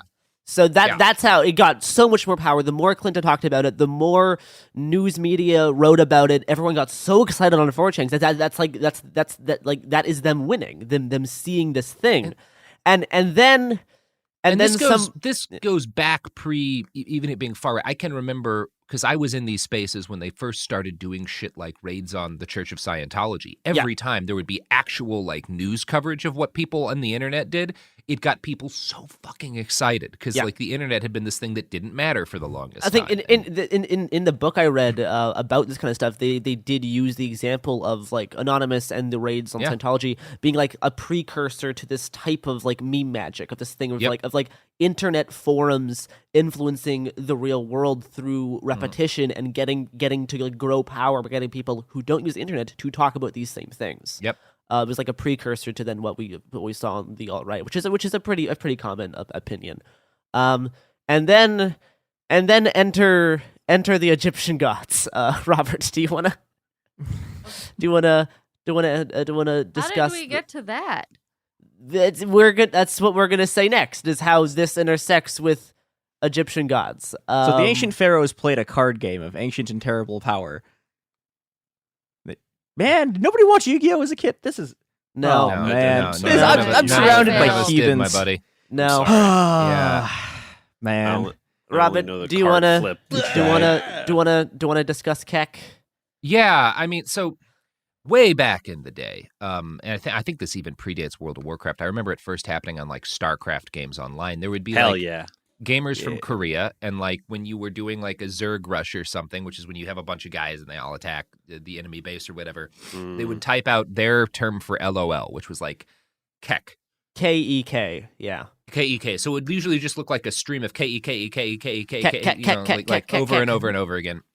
This really took off in World of Warcraft, where like there were Korean gold farmers were a big thing, and like Keck was something that like everyone kind of knew what it meant because it was often the only thing you could understand as an American that like these people would be typing. And it, as a result of kind of all of that, it took off in internet culture as just an LOL. And specifically, like one of the things that's going on here. So as the mid-aughts dawn and the internet becomes serious business, and like social media really, and everybody's, even before social media is dominant, but just when everybody's taking the internet seriously, it's clear there's a lot of money in it. It's mainstream. You have this kind of second generation of internet people who got on in the late 90s, early 2000s when they were kids, who get frustrated at the fact that all of these different terms and phrases and like bits of internet culture that they had identified with are going mainstream, and normies Keck is kind of a way of normies are using them. Yeah. Yeah, and Keck is, everyone knows what LOL is. People don't know what Keck is. So in places like 4chan, that becomes a really popular thing. And Keck kind of is like, so Keck as a term for laughter is like floating around at the same time as like Pepe memes. And so whenever you like meme something into the mainstream, whenever like some 4chan op or whatever you want to call it, like succeeds in getting mainstream coverage. As soon as Hillary Clinton mentions Pepe on stage, everyone unfortunately goes Keck because they're laughing. Yeah. They go Keck, and they Keck, say Keck, stuff Keck. like Top Keck and whatnot. Yeah. And eventually somebody realizes that there's an Egyptian goddess. One of the translations of that god and goddess's name is Kek. Now there's a couple other translations. There's a whole bunch of issues with this if you wanted to look at it with a rational kind like, of brain. It's because like this, there was this old family of gods. There were very, very old Egyptian gods. They all had male and female versions. The male versions all had frog heads. But around because frogs can change their gender. Yeah, because frogs Jurassic can Park change. taught us all. So this whole era of Egyptian gods all had frog heads. So there was one of them that was named Keck, who was a god of chaos, and this also played into how 4chan was using Trump, because like they liked Trump mostly as like a chaotic force that got people angry. Yeah. Because that's what 4chan wanted to do as well. They wanted to be a chaotic force that gets people angry. So that's why they really latched on to Trump. And then when they found out that there's this god named Keck who is like the lord of what's the word? Primordial darkness. Primordial darkness, yeah, and this idea. So of not even darkness, chaos as not much even as chaos like pre-being. specifically. Yeah. Kind of like Uranus and like Greco-Roman faith, right? Like a god kind of before the gods that are more well known. But like this was a synchronicity, so they took it as like the same way religions take synchronicity and create like divinity. They took this as like they took this as like divinity. Now again, this starts as a joke, but you do it enough and you start to take it seriously. And there's you get a mix of real like Egyptology, which is that there was a god named Keck, like among a bunch of other gods. One of the ways he was depicted was with a frog head, but also like bad Egyptology. Like I found an article on the WordPress blog Pepe the Frog Faith, which I'm sure this is a bastion of archaeology. Yeah, and the title is Amateur Egyptologist Weighs In on the Frog Statue Hieroglyphs, and one of the things he points out. Are you talking about the frog statue that isn't Keck, but they thought it was Keck? Yeah. And a number of things. So like one of the things this guy claims is that the hieroglyphics for Keck are a frog man, and then a couple of what he calls baskets. First up, they're cups, not baskets. Second, the actual hieroglyphics for Kek don't include the little frog man. They're like two of the little cups in this weird T-shaped thing. Like, it's all like it's bad. He's again amateur Egyptologist. Like he's just a kid who was Googling stuff and like got some either lied or got some hieroglyphics wrong. But this kind of stuff compounds. But Keck as like an idea of like now we have a backing of an ancient god. Again, first as a joke, but then some people started to take it more seriously. Really, really caught on among people because it's funny. Like it's just funny and ridiculous. It is funny. It's extremely funny. Of course, it's going to catch on 4chan because it's hilarious. Yeah. Right. So they're going to start using this and repeating this and creating whole new memes. Creating like there's like an 8-part book series that's like fake books written by like someone who's like just memeing but pretending to take it seriously. But like the authenticity doesn't actually matter because it exists. It doesn't actually matter how authentic it is. Yeah, like, and there's weird coincidences that continue to occur. Like one of the biggest being there's this like phrase Châtelet, which creeps up in all of this and becomes like this exhortation that they use, like a way of like exclaiming and such. And then somebody figures out that Châtelet is also a song, like an Italo disco song, I think from the 70s. And the album that Châtelet is on has like a frog man face on the cover. And so they're like, it's a sign. And like all of the because you're gonna find frogs wherever you look now, because that has become the new 23 thing. I mean, you're right. Frogs are not uncommon. Frogs are everywhere. You're gonna find them everywhere now. And there are every ancient religion everywhere in the world. I'm going to guarantee you there's some fucking frogs in it, because like they're everywhere and they're old. Weird creatures. People pay attention to frogs. They've been around for a long time. Yeah, there's frogs have been around a while. Cute. So Kermit the Frog. The other thing that happened. So people not only basically created their whole mythology around this, creating different types of religion. There was like Kekism as a religion, the cult of Kek, esoteric Kekism, all with their own distinct differences, because these people spend all their time on the internet. So they developed these things, and they also found this old frog statue that they said was Kek. It actually isn't. It's actually a god called Hecate. But on the basis that doesn't matter. It doesn't matter. But on the base of the statue, it had glyphs which appear to us modern humans as they look like someone sitting on a computer, like they look like someone sitting in front of a monitor on a keyboard. And on the other side of the keyboard is a DNA is like what looks like a DNA spiral. So this is like like genes, right? Genes are DNA. Memes are cultural DNA. This is a glyph of the god Kek on a statue with someone on a computer with a DNA spiral. Of course, you're gonna take this as like some like message from the gods. You're like, yes, I am supposed to be by my meming, I'm doing Kek's work to put Trump into office.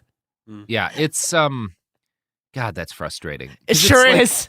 It sure is. But all of those in the in-group, this is like the statue was just a depiction of what the Kek people and the Pepe spammers were doing, posting on the internet to manifest real-world change, and that's all it is. If you want to see other examples of this, like if you look at the ancient alien stuff, there's this like famous Mayan hieroglyph of the astronomer that's like, if you know what a telescope is because you're looking at it 1,000 years after it was carved, it kind of looks like it might be a telescope.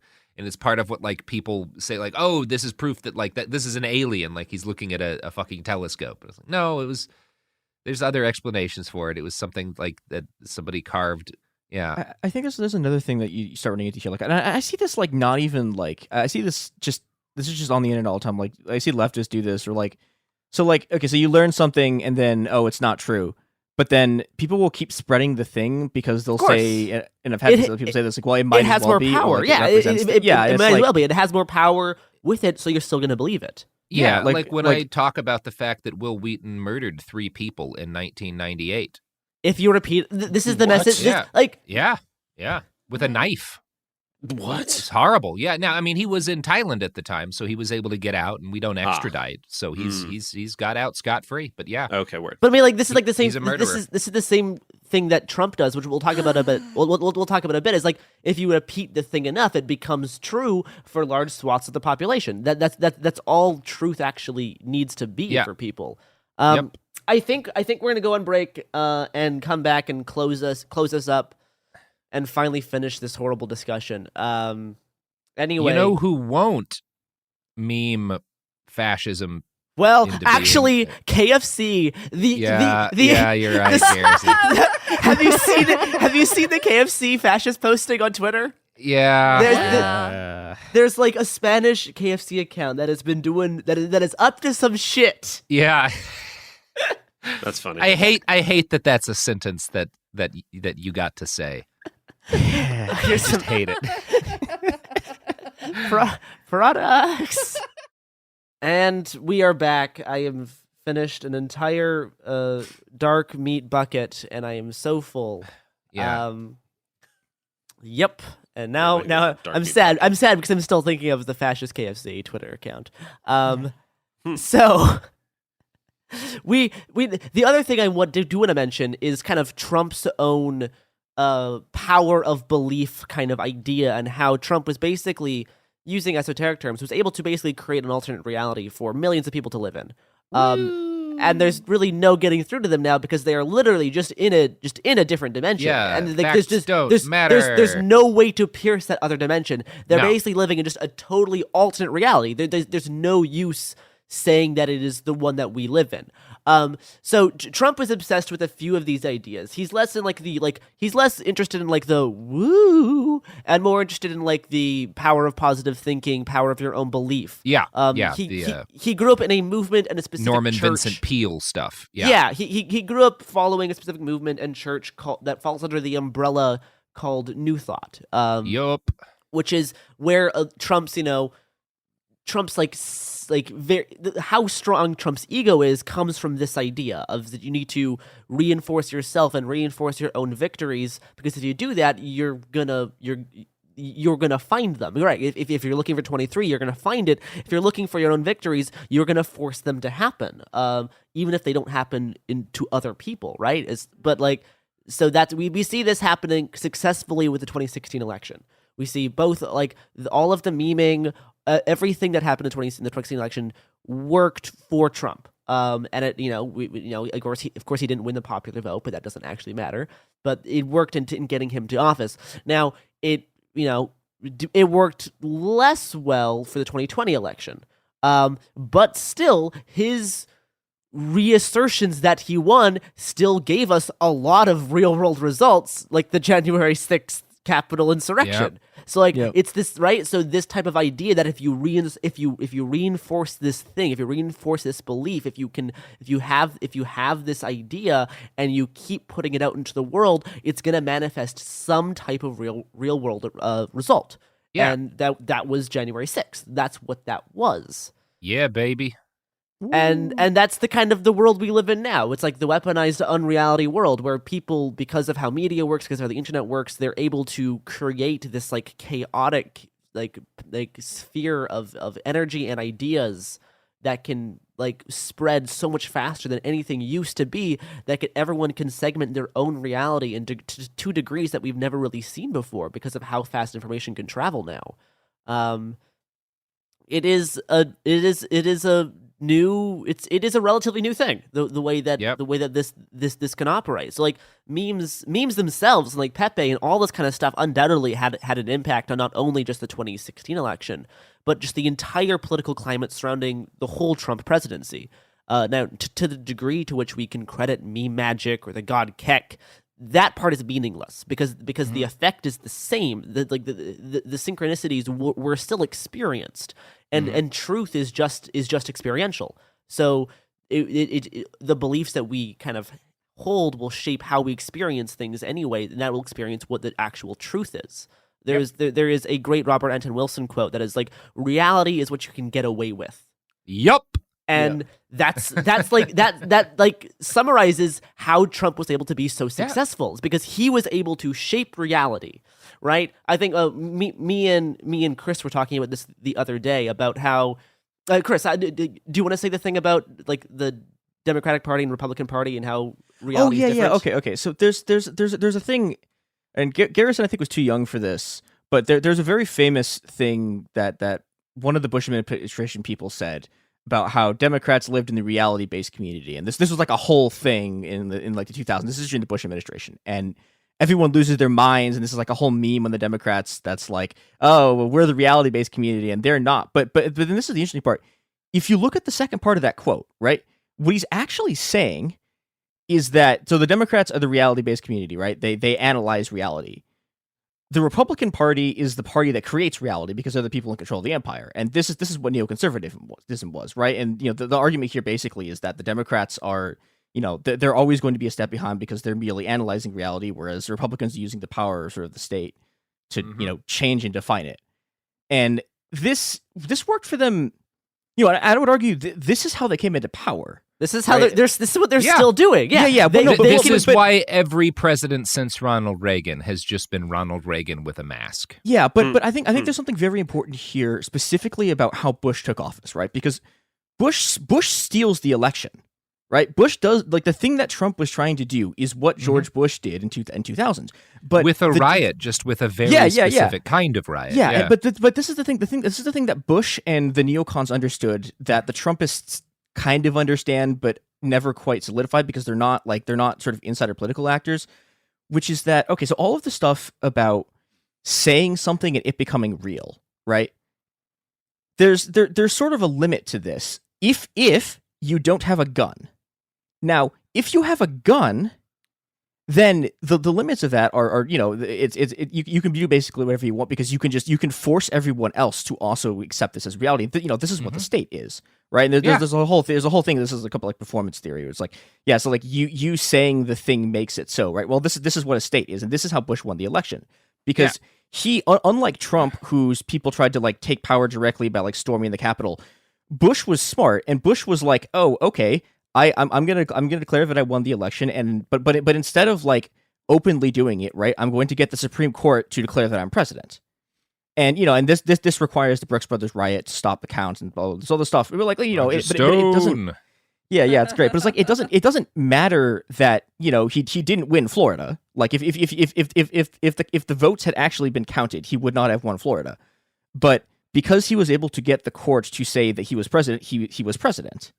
And that's like, that is the concept of magic words. Yep. Mm-hmm. And this is all the state is, right? It's the state is magic with a gun behind it. Yeah, it is. Yeah, the state is magic because you're right. It's like magic can't have a hard cap. There's going to be a certain amount of people that with Trump's reality altering kind of power, there's a certain that there is a hard cap on how much that can influence the general population.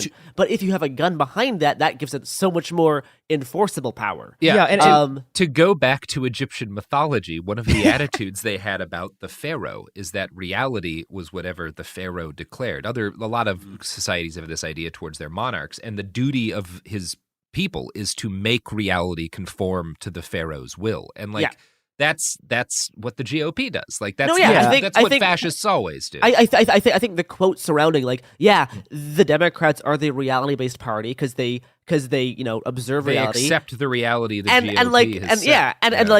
And libs and Democrats are like, yes, they take this on pride. Like, yes, we are rational, we observe reality. Meanwhile, the Republicans are like, no, you just observe it, but we can create it. And I think that is a great example of how those two parties operate politically, and how, because yes, they're both right-leaning parties, but here's the difference for how they actually operate: is that one of them is way more passive in their observing of reality, and one is okay with getting their hands dirty and actually forcing this type of reality-altering changes.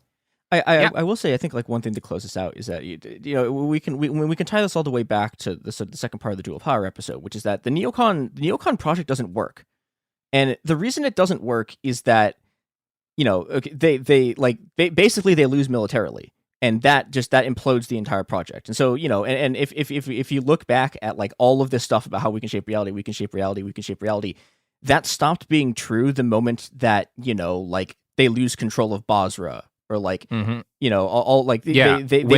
into other people. Muqtada al-Sadr proves to be unkillable by all the weapons of empire. It's like, and Sadr does this by Sadr sets up a bunch of baby clinics, right? He's like, here's a bunch of clinics. Here we'll give help to pregnant mothers. Yeah. Like, are you guys really going to shoot us? He builds a militia around this, and he's able to. Like, he's one of the smartest people on the planet. He's extremely good at what he does. He's not a good guy, but able to just a monster, completely shatter the neocons.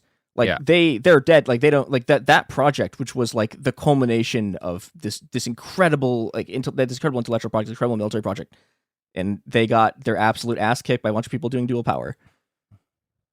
Mm-hmm. Yep. I think, and I do want to talk more about kind of chaos magic and this There's kind a lot of stuff to talk on the pod in the future. I think this is a good grounding. And I think, I think this is a great intro to how these concepts overlap with politics. And I'd like to disagree on the end of this with one aspect, Garrison, because you said their reality can't be pierced, but the ancient texts speak of a spear that once pierced the side of Christ itself. And while Hitler held it, his armies were ascended, but it was stolen. And if we can find the spear of Longinus, Garrison, we can pierce their reality. I have a fedora. I have a whip. We can do We all have fedoras, Garrison. Let's do it. Let's go. All right. We are off to find the spear. That signs us off. The spear of destiny. You can follow our adventures on Happen Here Pod and Cool Zone Media on Twitter. And I'm sure we will give you updates for our spear adventures on the pod in the future. Sophie, we need $500,000 to find the spear of destiny. By the way. Okay. Great. See you on the other side.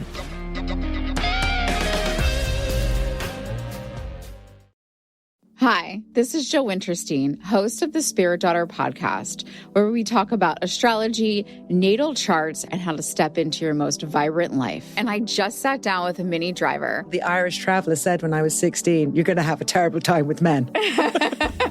Actor, storyteller, and unapologetic Aquarian visionary. Aquarius is all about freedom loving and different perspectives. And I find a lot of people with strong placements in Aquarius are misunderstood. A Sun and Venus in Aquarius in her 7th house spark her unconventional approach to partnership. He really has taught me to embrace people sleeping in different rooms, on different houses, in different places, but just an embracing of the isness of it all. If you're navigating your own transformation or just want a chart-side view into how a leading artist integrates astrology, creativity, and real life, this episode is a must listen. Listen to the Spirit Daughter podcast starting on February 24th on the iHeartRadio app, Apple Podcasts, or wherever you listen to your podcasts. Ever feel like you're being chased by the marriage police?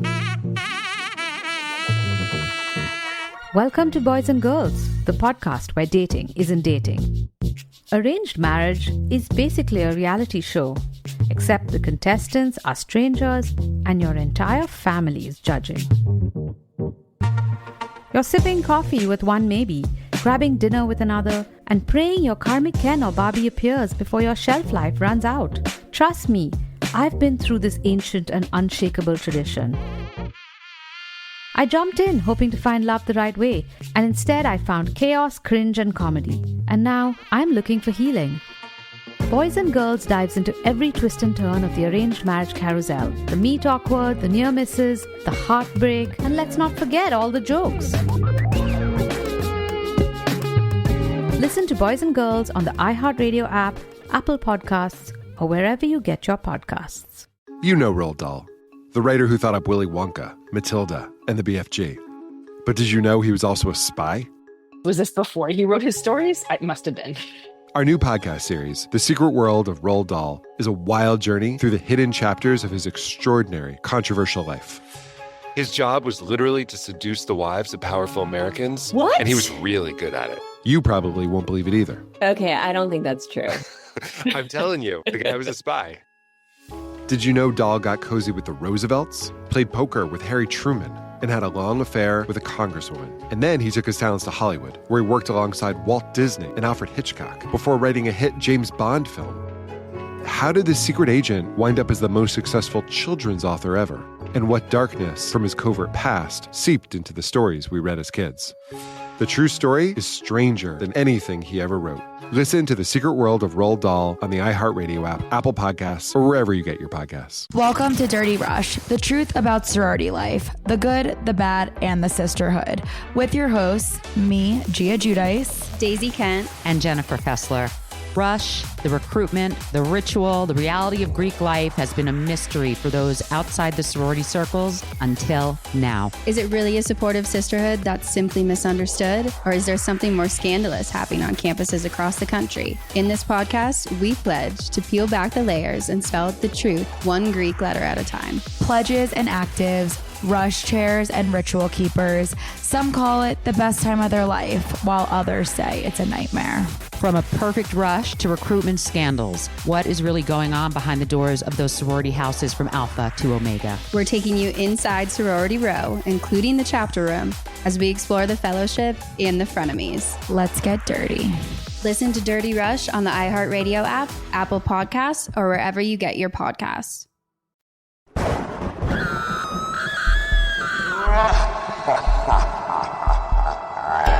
Kill them all! This has been It Could Happen Here, the show where I just kill them all. Garrison? Chris? You wanna take over? Oh boy. I just woke up. Haven't had coffee yet. That is incredibly spooky. Urging murder. Well, it is Yeah. spooky, you're right. This is It's true. I didn't realize that until just now, but retroactively that makes it fine. See? Extremely spooky. Yeah. What are we doing? Who are we?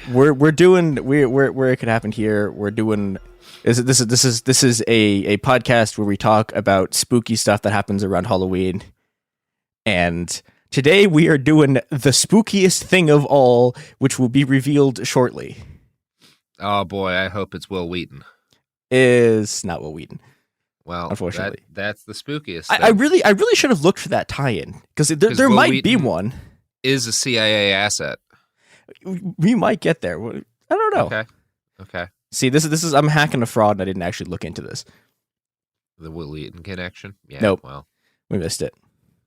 You and most journalists. Yeah. All right. What are we doing? On June 14th, 1947, a rancher named W.W. Mac Brazel and his son Vernon were driving across their property when they encountered, quote, a large area of bright wreckage made up of rubber strips, tinfoil, and rather tough paper and sticks. Yeah, me too. This is just a regular night in Oregon, but yeah. Yeah. Continue. Well, Brazel's back in a time where people are baffled when weird things happened instead of going, oh, it's Tuesday. Yeah. So, oh man, what a time. Yeah. So they didn't just go straight to Twitter. No. He did something that was actually, I kind of like a reasonably responsible thing to do in 1947, which is that he spends about a week like picking up all of the scraps that he can and like putting them in a box, and then he drives it to the sheriff. Okay, and sure. The sheriff's name is George Wilcox. I love that. Says a lot about the difference in urgency back then, where it's like, oh, this is important. I'll spend a week getting everything together before I take it off to the sheriff. Like, before the internet, you could really afford to sit on some shit. You can take your time. It was an era in which, like, if you had a busy life, 3 things happened. Okay. Yeah, so George Wilcox, the sheriff, looks at this and is like, I have no idea what any of this crap is. Like, what is happening? So he takes it to Roswell Air Force Base for further investigation. Ah. Now, Colonel Butch Blanchard, the commander of Roswell Airfield's 509th Composite Group, sends a team out to analyze the wreckage, which includes an Air Force intelligence officer named Major Jesse Marshall. Now, Marshall gives a now infamous series of quotes to the media that results in the Roswell Daily Record running the sentence, quote, the intelligence office of the 509th Bombardment Group at Roswell Airfield announced at noon that the field has come into possession of a flying saucer. Now, this is the birth. Yeah, well, I mean, this isn't the birth of modern UFOlogy, but this is, this is one of their most important events. Yeah, and, of course. The pictures do rule. All of the Roswell pictures are super rad because it's just random shit in a field, and they're like, "It's aliens!" There's random shit in the field. Now, this is all happening amid just like scattered sort of reports of UFOs that have been cropping up throughout sort of like the post-war era. Yeah. And the next day, the Air Force releases a statement saying there's no flying saucer and the wreckage is just an air balloon. It's just, it's just why the balloon is fine. Yeah. So the Air Force is lying. Sure, Air Force, weather balloon. Yeah. They're lying. Everyone knows they're lying, but this is where things get bad, because what Mark Brazel really discovered was something even spookier and more sinister than aliens. What Mark Brazel had discovered was the American military-industrial complex. That the is wreck, incredibly spooky. it turned out. That's what's really spooky. Oh, it's real spooky. By the end of this episode, they will have. I had to cut 2 times. They almost killed everyone on Earth. Okay, well, all right. So we're going to be judging folks for almost killing everyone on Earth, like you haven't almost killed everyone on Earth. Come on. That's true. Podcasting saves me from a life of mass extinction of the entire human race, and will eventually end all life on this planet. That's true. I believe in podcasting's potential to kill absolutely everyone. Yeah, it's great. It's a time. Actually, this part of this is actually going to be about how we get to the point where everyone is podcasting on the internet about things. That runs through this. This does absolutely play in to the Roswell incident.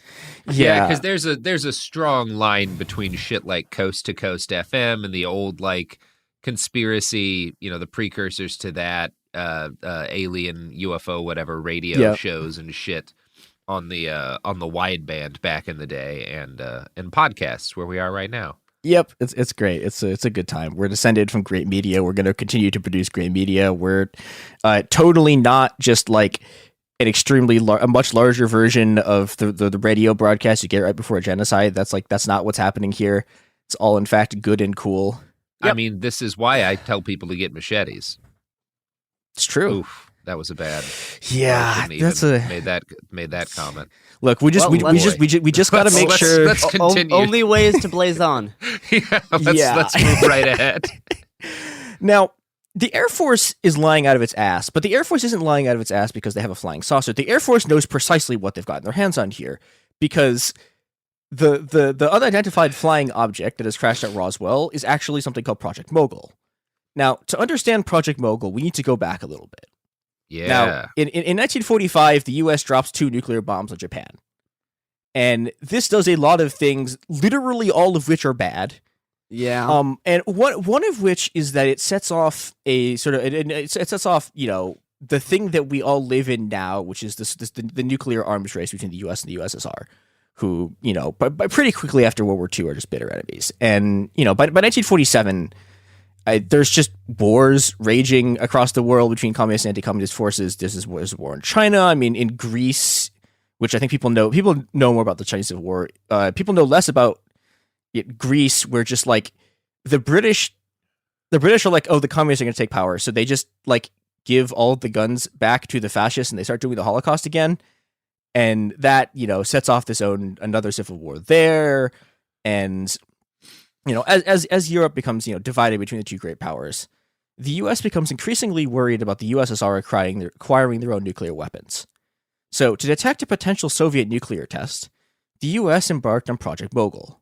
Project Mogul sent 657-foot balloons. These are like massive balloons. They're twice the size of the Statue of Liberty. Yeah, those balloons are bigger than a balloon needs to be. Yeah, they're too large. It's too big for balloons. And they load these balloons with like sensor and listening equipment to like detect a nuclear detonation. They float them into the upper jet stream, and the jet stream will like push them to Russia, is sort of the plan behind it. And this sort of works, except the Russians don't have nukes yet. So yeah, this, by the way, is also why the song 99 Red Balloons was not just a banger, but also very realistic, because we absolutely could have had a nuclear exchange over some fucking balloons. Oh yeah. I'm not sure there's any direct balloon related near nuclear exchanges in this episode. But no, but don't worry, it could have happened. Yeah, well, you know, and what it did actually do was, you know, set off the modern UFO thing, because you know, one of these balloons like fails and it spews the wreckage around. And, you know, there's this you know, you see a bunch of the problems that are going to happen with sort of the rest of how the course of UFOs go, because, you know, you have initially the government's like, we have a flying saucer, and then they turn around and do this like incredibly half-assed cover-up that like everyone knows is fake. And, you know, so, you know, because Americans are Americans, they don't assume that like the US is, you know, creating a devastating new surveillance and intelligence program that will be used to further total nuclear war. Instead, they go, it's aliens. Yeah, because we're great at Occam's razor. Yeah, it's a time. But I think what's really important here is that what Brazel had actually made first contact with was America's new thermonuclear monarchy. And this is something that I think more people should talk about, which is that having nukes just as a thing massively centralizes power into sort of individual people and into the executive branch, because, you know, so if you have nuclear weapons, right, the theory is that you have to have one person who presses the button to shoot them, and you can't have, like, you know, there's not enough time for like a parliament or deliberative body to like set the nukes off. And so this becomes this rationale for enormously centralizing the power of the executive branch. And this produces an absolutely terrifying new age of state secrecy filled with increasingly powerful and clandestine government agencies and bureaucracies ranging from the CIA, our good friends, to the much lesser known Atomic Energy Commission. And these agencies, the power of their secrecy is so strong that, I mean, by the 1990s, the Atomic Energy Commission's like successor agency decides that they can keep secrets from the president on the basis that the president does not need to know, which is absolutely horrifying. Well, yeah, I mean, look, it's just, you got a democracy, and that's going to be a problem, because in a democracy, people presumably get to make choices, and if you don't want them to decide not to continue making weird shit to throw into the sky, then, you know, well, you probably should just not tell anybody anything. Yeah, well, and that particular story is also grim. This is one of the things I was debating covering. They're covering up the fact that they deliberately poisoned enormous, like hundreds and hundreds of people with radiation to do human testing on them. Yeah. Yeah, and they're that like, sure the did president happen. doesn't need to know this. Like, doesn't need to know about our. You know, I Yeah, mean, it's it's like great. we don't tell Sophie guys a lot of the things that we do with our budget. Like when we irradiated all those people for a podcast, we're still not telling Sophie that. Yeah, the It Could Happen Here black budget will remain secret. Yeah, it is a lot of money. Please continue.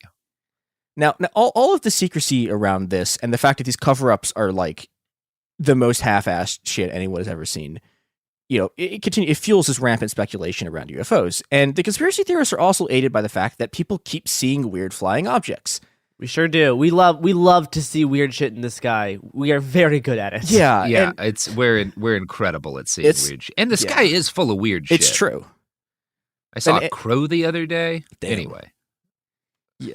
In 1955, hundreds of people who are on airplanes start seeing these just enormous flaming crosses flying impossibly high and impossibly fast in the sky. And publicly, no, the KKK's gained space flight. it's worse than that. it's the people doing this are worse than the KKK, which is Wow, fun. what a sentence! What a sentence, Chris. It's great. So you know, in public, the U.S. government's like, whatever, these aren't a thing, they're fake, whatever, they're meteorological disturbances. In private, the passengers who are on these jets that see these flaming crosses are all detained by the FBI and sworn to secrecy after providing accounts of what they'd seen. Awesome.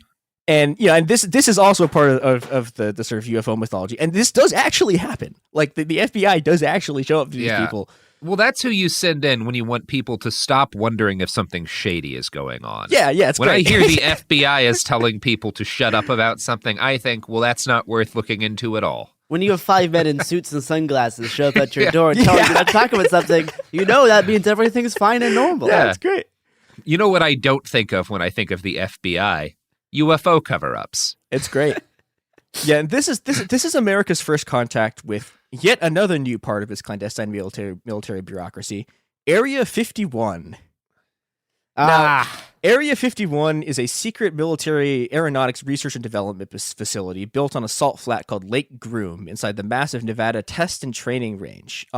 This place, by the way, is massive. This place is like the size of Connecticut. Like it's like larger than Connecticut. It's larger than most of the eastern states. Yeah, it's enormous. But you know, it's something I think is very interesting about this is that for all its mystique, Area 51 is not the most dangerous facility on the Nevada Test and Training Range. No, that's Area 52, the sub-level below where they store the real weird shit. Yeah, I'm okay, aware. so the funny part I is watched a few YouTube videos. I think I know what I'm talking about. Well, the funny, we are actually going to get to Area 52. Okay, all right. Yeah, well, but the thing that's actually really dangerous is areas 12, 19, and 20. Because that's the Nevada How test many site. areas do these motherfuckers need? There's like 100. They like sectioned off all these things. Yeah, all the others. Because I mean, this is like a state-sized like testing facility, right? You gotta okay, divide they it get into all these something. fucking areas, but the Branch Davidians have one compound where they don't even do very many illegal things, and suddenly it's a problem. Well, but here's the thing: the I Branch see how Davidian- it is. The Branch Davidians never had nukes. And that's Well, why could you imagine though? That would have been pretty amazing. You know what? If they'd had nukes, about like 80 people would still be alive. Maybe they might have accidentally nuked themselves, or everyone would be dead. One of the two. Yeah, those are the two. Yeah. 80 people would be alive, or everyone on Earth would be dead. So Area 51 is the partner of the Nevada test site, which is areas 12, 19, and 20, and that's where the real dangerous shit happens, which is the U.S. tests nuclear weapons there. Okay, but I need to make it clear at the outset. We should not be underestimating Area 51. That place has done irreparable harm to the cause of world peace and very nearly caused us all to go extinct several times. So do not underestimate the power of military spy airplanes. Yeah, they those too are, can lead us all to destruction. Those are honestly way more spooky than any little gray creatures with large heads you can think of. Various planes just with cameras on them have gotten us closer to the extermination of all life on Earth than basically anything else. Yep. Except for that one computer bug that the Russians had that would have killed us all if not for Petrov, I think his name was. I forget his last name. Yeah. That one guy who was like, Yeah. "No, we're not going to have a nuclear war right now." Oh, there's a lot. This is weirdly the Soviets come out looking like Oh yeah, not they bad in this episode. Yeah, it's like every time there's almost a nuclear war, it's like it doesn't happen because the Soviets are like no, and the Americans are like we want this war, and the Soviets are like we don't really actually rule want to when it kill comes everyone on to Earth. atomic apocalypse stories. If you tally up all the columns, because the Soviets definitely have a few in their side, but winds up way more fucked up nuke incidents on the U.S. side of things than the Soviet side of things. Although there was that time they built a bomb so big that it might have changed the tilt of the Earth if they detonated it. And at the last moment, they were like, let's take half of the fissile material out of this. This seems like a bad idea. Oh, man, it's great. Yeah. So speaking of bad ideas involving involving nuclear weapons, so Area 51. Services? Oh no, I thought you were doing an ad break. We it is time for an ad. So That's yeah, true. speaking of bad ideas. You know what else will change the tilt of the Earth?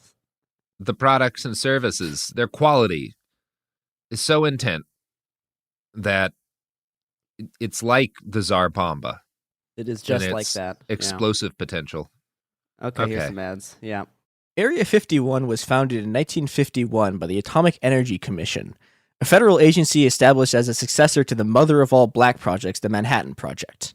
Now, black projects are secret off-the-books military defense projects, the existence of which are kept secret even from Congress, which is a totally cool and normal thing to have in a democracy when your representative body does not know what anyone else, what the military is doing.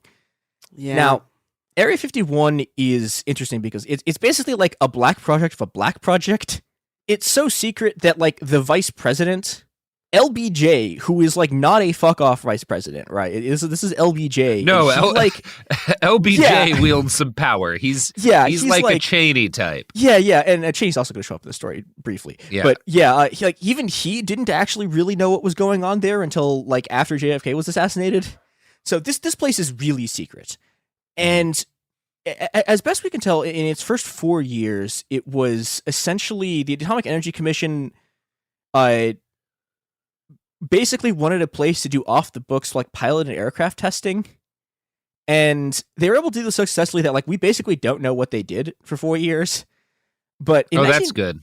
Yeah, but in 1955, the facility is taken over by an even spookier organization, the Central Intelligence Agency. Our old friends. Yeah.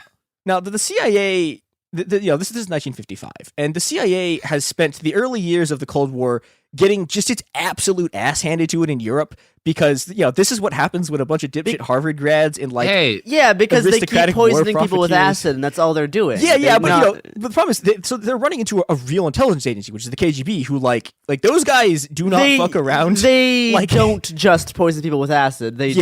They're much more intense than the early 50s. The CIA. Yeah, and so they have this real problem, which is that the CIA basically can't get intelligence out of Eastern Europe, which is bad when your entire like state is based off of like fighting Eastern Europe. So that's kind of your main target. Yeah. So the solution is to fly a plane really high over Russia and use it to take pictures. Now, seems good. Yeah, like I think like this sounds like I think kind of banal to us in the 21st century, where like because this is like pre-satellite. Yeah, and like we're all just sort of used to the fact that like the government is spying on us at all times. We sure are. But in 1955, this is incredibly radical. Like the U.S. has only had intelligence agencies for like 10 years. And there is no precedent at all. There's no precedent for flying surveillance over a country you aren't actively at war with. Like the only reason you fly an airplane over a country is if you're about to bomb them. People should note also that like the first 10 years or so that we had an intelligence industry, every single that we had an intelligence agencies, every single vote for funding them, every single like vote for giving them new powers was like universally supported by both parties. There was zero dissent about whether or not we should have a CIA and they should have a giant black budget to do all sorts of scary shit that might provoke a nuclear war. Yeah, it's like people were just like, well, of course. It's really bad, and I think this is this is what Area 51 actually is. The Area 51 is the place where the development of the permanent intelligence industrial complex is permanently solidified. And this all starts with the U-2. Now, the CIA brings in Lockheed Martin and a little-known but very powerful and influential defense contractor called EG&G, who, I mean, they do a lot of stuff. God, but that's such a defense contractor. Yeah, name. it's like it's the ultimate defense contractor name, and nobody knows who they are because they make like cameras and like film equipment and stuff. But like, you know, so these are the people who like made the cameras that could take pictures of nuclear explosions. Yeah. And you know, and so the CIA brings them all to this like remote testing range in Nevada to work on a secret project called Dragon Lady. Now, in its early stages, Area 51 is so secret that like even the Air Force doesn't know about it, and this like really pisses off the Air Force's senior generals. In particular, a guy who was going to become very important to this story, Air Force General Curtis LeMay, who like that man. Like that, I don't say this very often about historical figures, but like, so if someone had assassinated General Curtis LeMay, the world's like we would like the amount safer that the world would have been. LeMay was one of the architects of saturation bombing, starting in World War II and continuing from up to now. We didn't stop, and that is not the worst thing he's involved in. Yeah, Now, and LeMay is extremely pissed off that the CIA doesn't tell him about this, and he's going to remember that. That's going to become important later in the story. But eventually the CIA is forced to bring the Air Force into Area 51 for a number of reasons, partially because they're flying airplanes, and partially because the U-2 is like kind of a piece of shit. You know, and part of it is, okay, so they're learning how to fly planes really high for the first time. But you know, the U-2, if you fly it too slowly, it stalls, which is like, okay, that's kind of a normal airplane. Yeah, thing. the U-2 is an amazing aircraft because it just is one of the most absurd pieces of aviation equipment ever designed. And like watching those things take off and land is the most funny thing I imagine. It's wild. Like, and the other problem is this thing. Okay, so like so it has the stalling problem, but it also has the problem if you fly it too fast, the wings will fall off. Okay, it's so fragile. You build a plane, Chris. It's so massive and so fragile. The wings are so heavy and so large. It's one of the most ridiculous pieces of equipment ever designed. It's incredible. So yeah, so the CIA needs help to get this thing working, and so the result is that Area 51 at this point is staffed by about it's 1/3 CIA, 1/3 Air Force, and 1/3 Lockheed Martin. What a combination! Yeah, wow. These are the God. Can you imagine that cafeteria? The conversations. It's wild too because it's like, okay, so you have a bunch of just like spooks, right? You have a bunch of just like CIA people, and then there's just like a bunch of test pilots who are like just nuts and have been there's like a bunch of like people who are like genuine war heroes who like fought in World War II, but then turned around and like did horrible war crimes in like Korea. Yeah, it's a mix that's of how like it works. 20% like Tom Cruise from Top Gun, but with horrible PTSD, and 80% Michael Douglas from Falling Down. Oh, but he hasn't picked up a gun yet. we can mention this now. So the reason that Top Gun exists is actually also Area 51. Yeah, because at one point the U.S. like so the Israelis managed to convince I think it was a MiG-23 pilot to defect, and then they gave the airplane to the U.S. and so the U.S. spent a bunch of time like flying this MiG-23 around and figuring out how it worked, and that's how they like they basically trained all their pilots because they suddenly knew how the MiGs worked, and that's the origin of the Top Gun program. But then also hilariously, the MiGs got their revenge when an Air Force general whose name is I am not making this up, his name is General Bond. Okay. And he was he's like shows up to Area 51 is like, I want to fly a MiG-18, and they're like, okay, buddy. And then he just flew into a mountain and died, which I think is great. Okay, well, all right, never mind. That's extremely funny. We have turned my opinion. Was he killing himself, or was he just no? He was just flying it. Yeah, but the problem is that's incredibly. He was flying a MiG-18, wow. Which is like a really fast, difficult to control plane. Just flew that rules so hard. It's great. I see. That's I was funny. You just completely changed my opinion of this man. Yeah, wow. it was amazing.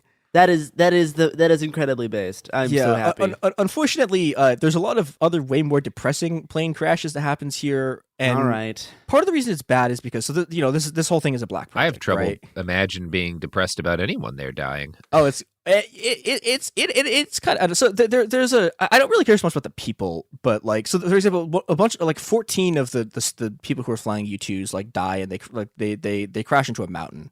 Oh, well, in one of the planes crashed fine. into a mountain. It's like whatever, but the thing yeah. that sucks about it is that like the U.S. government lies to their families for like half a century about how they died, and it's like this sucks. But then it gets even worse because again, like this is the black project of like all black projects. And that means that they have a bunch of people from Operation Paperclip because, again, this is a facility run by the CIA in the 1950s. God. And so they let these a bunch of literal Nazi doctors run endurance tests on potential U-2 pilots. Now, these doctors are Nazi concentration camp doctors who had performed horrific human experiments on people in the camps. So naturally, when they do endurance tests, they torture people. So they would do things like they would force pilots to like hold their arms under ice water for like extremely long times. They would strap them to chairs, just like randomly electrocute different parts of their body. And it was like, I mean, it's a nightmare. Like this is what happens when you give the Nazis free reign over a completely secret testing facility where no one can even talk about what people did to them. It's great. It's great. It's This is why you don't have black projects, because the Nazis wind up in charge of them and they torture people. Yeah, I think we're pretty all on the same page of not having really any projects. It's bad. Now, the CIA has another problem, which is a much weirder and funnier problem, which is that people keep seeing their spy planes. They sure, yeah. And and so part of this is the original U-2s were silver, which means that they reflected the sun and thus looked like a giant flaming cross. Yeah, the very first U-2s are now they're like bright silver. Yeah, because like they now they're all matte black. But yeah, imagine like a chromed out U-2. Well, this is the thing. Like it looks like a flying cross. Incredible. Yeah, and it's like this is this causes like a huge number of the UFO sightings. Just people seeing this thing, and eventually they're like, wait, we have to make this black because like having a spy plane that glows in the sun. Yes, is a bad idea. No, and worse yet. So the U-2 can fly at like 65,000 feet, which is it's way outside the range of anti-aircraft guns. It is ridiculously high how high that plane can go. But the CIA, in their eternal hubris, assumes that it's also too high for the Soviets' radar to work. And so what happens instead is that they fly a U-2 directly over the Kremlin to like take pictures of where Khrushchev is sleeping, and the Soviets just immediately see it.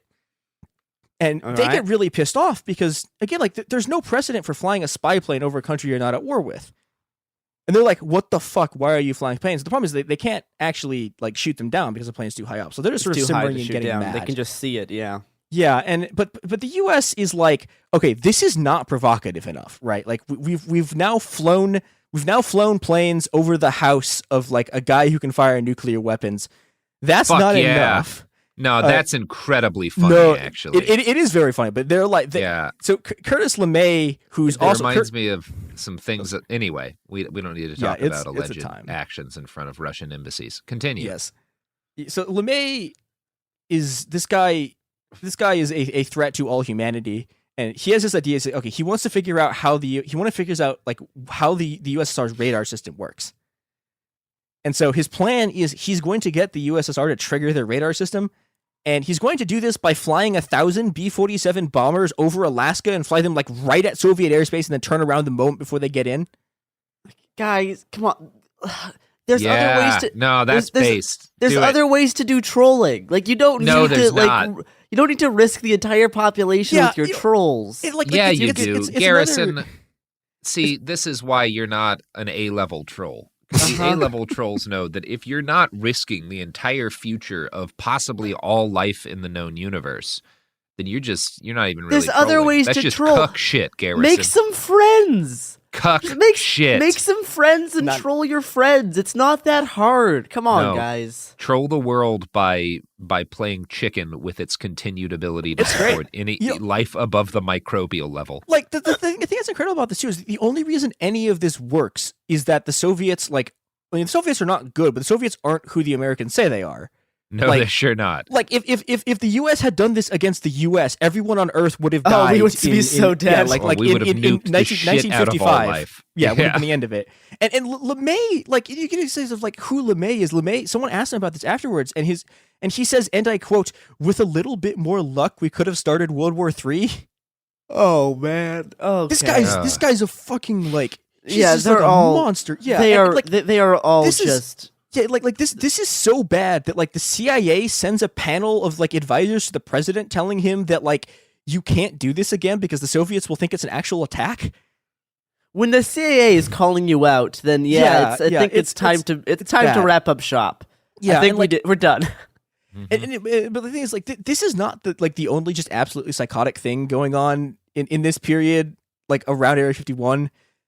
So in 1956, 1957, the U.S. tests the first dirty bomb, and they really don't know what this thing is going to do. And it's like, this is extremely dangerous. They're detonating a bomb. It's placed plutonium everywhere. But just wait, lest you think that detonating a dirty bomb was not dangerous enough, in 1957, they dropped something called the Hood bomb. And this bomb, like, the blast... they dropped this bomb in Nevada, right? The blast of this bomb blows out windows in L.A., People see, wow. Again, this is in Great. Nevada. Excellent. People see the explosion in Canada. Great. Like, they see it in Mexico. Like, you can see it from 800 miles out to sea. And the funniest part is that it temporarily renders Area 51 uninhabitable, and they forgot to tell the people at Area 51 to evacuate. That is incredibly just funny. giving everybody cancer. That actually is incredibly funny. funny. That actually is incredibly funny. Yeah, and then but the Area 51 people still want to work there, and so but the thing is, this is like before they have hazmat suits. So they send a bunch of people out in lab coats with like magnets to go collect radioactive bomb fragments so people can go back to testing spy planes in Area 51. Great. That's extremely fun. Just killing all of their spook employees. I have no problems with this. Yeah, this is fine. This is completely fine. Amazing. We've probably saved a lot of lives, honestly. Yeah. Well, the problem is though that they like Area 51 was allowed to resume, and that like very nearly killed us all. Yes, times. but like the more people that die at Area 51 and get cancer, the probably odds are that contributes to. It is slow death, I guess. That's what everyone says about radiation poisoning. It happens too slowly. Yeah. Yeah.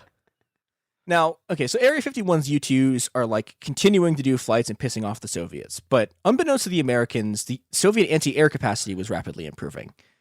And on May Day 1960, the U.S. pushes it too far, and they send a pilot named Gary Powers to fly over the Soviet Union, and the Soviets just like shoot the shit out of him. And there's actually this really cute moment where like he crashes and he survived, and he's found by some random Soviet farmer, and the Soviet farmer just like is like, oh hey, cool, just like gives him a cigarette with Lakia the space dog on it, and they have this like very nice moment where they smoke a cigarette together, and then Powers gets arrested by the Soviet government and put on trial for espionage. Now. The interesting part about this is that, so the U.S. assumes that Powers is dead, because when they designed the U-2, the CIA was like, oh yeah, if this, they didn't tell the pilots this, but the CIA, crashes, everyone will die. You are done. Yeah, it's like, oh, but Powers lives through it. And so the U.S. is like claiming on live television that Powers was like, oh, this wasn't a spy plane. He was collecting high altitude weather data for the National Advisory Committee for Aeronautics. Sure, he was. Of course, sure. This lets Khrushchev has like his finest hour here. It's like incredible theatrical moment. He gives this incredible speech that's like he's like asking like comrades like what would happen if Soviet planes flew over Detroit? An immediate war, and he goes on this thing about how he's accusing like he's like, okay, so who sent the spy plane? And he's like, well, it couldn't be the American people. It must have been the American militarists running the spy plane program without the knowledge of the commander in chief. And so the U.S. like keeps denying it. And then Khrushchev, a couple of days later, gets this another incredible line. I'm going to quote from the speech because it rules. Comrades, he said, I must let you in on a secret. When I made a report 2 days ago, I deliberately refrained from mentioning that we have the remains of the plane, and we also have the pilot, who was quite alive and kicking. And the U.S. just like gets owned because they've been. Oh my God. Yeah, I'm sure the States isn't thrilled.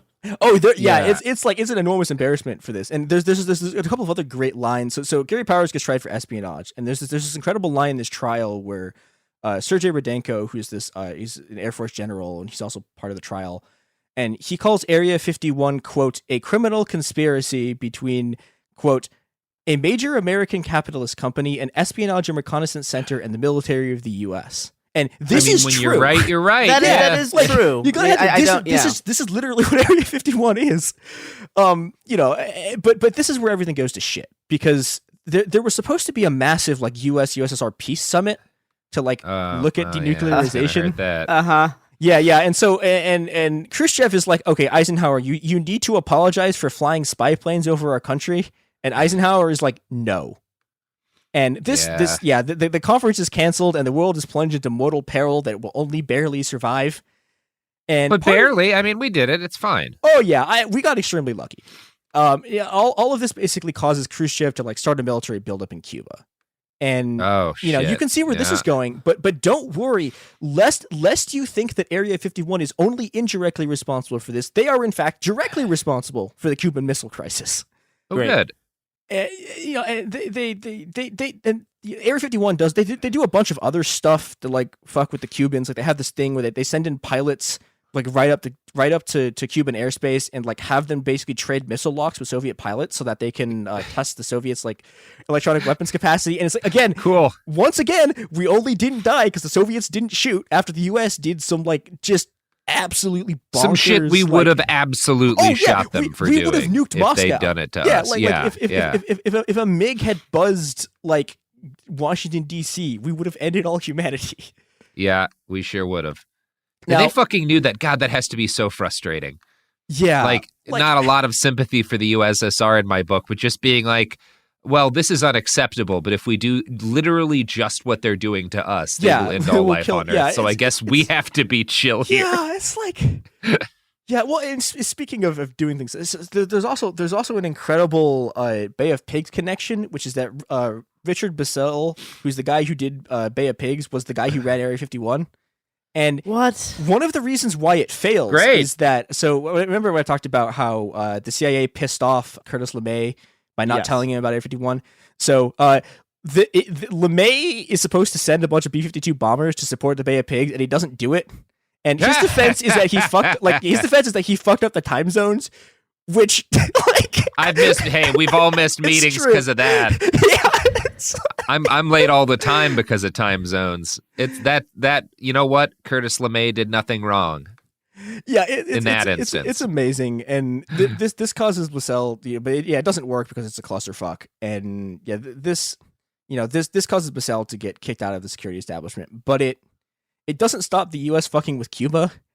Of course not. So some more areas. We still haven't stopped fucking. Oh yeah, with Cuba. No, we're like never going to. It's incredible, but okay. So this is the time that came closest to killing us all, which is that. Well, Chris, you know what will also eventually kill us all? Products and services. That's not even a joke. That's just true. Yeah, all of these things that is being sold for fake money. So buy products. And this is when Garrison goes on a rant about fiat currency. Oh, we're back. And we're talking about the Honda Fiat, which is certainly a car. I lost it all to Fiat, please. Everyone send me what you can. I'll reinvest and give you back your money in a few days. You're going to buy one of those 8-bit illustration NFTs that costs $2 million, aren't you, Garrison? Oh, you bet. See, no, wait, Robert, you can't... I heard now that they're making physical copies. This is a brand new phenomenon. They're making physical versions of an NFT, so you can actually have something. Yeah, it's amazing. I'm sure it costs an extra fee. There's nothing else like this. It's like art, but you actually can have it. It's the first time. It's groundbreaking. Really, Garrison, amazing. Robert, you guys, you can't tell the public how we funnel all of our money around for our black projects. You're not allowed to explain our money laundering schemes on air.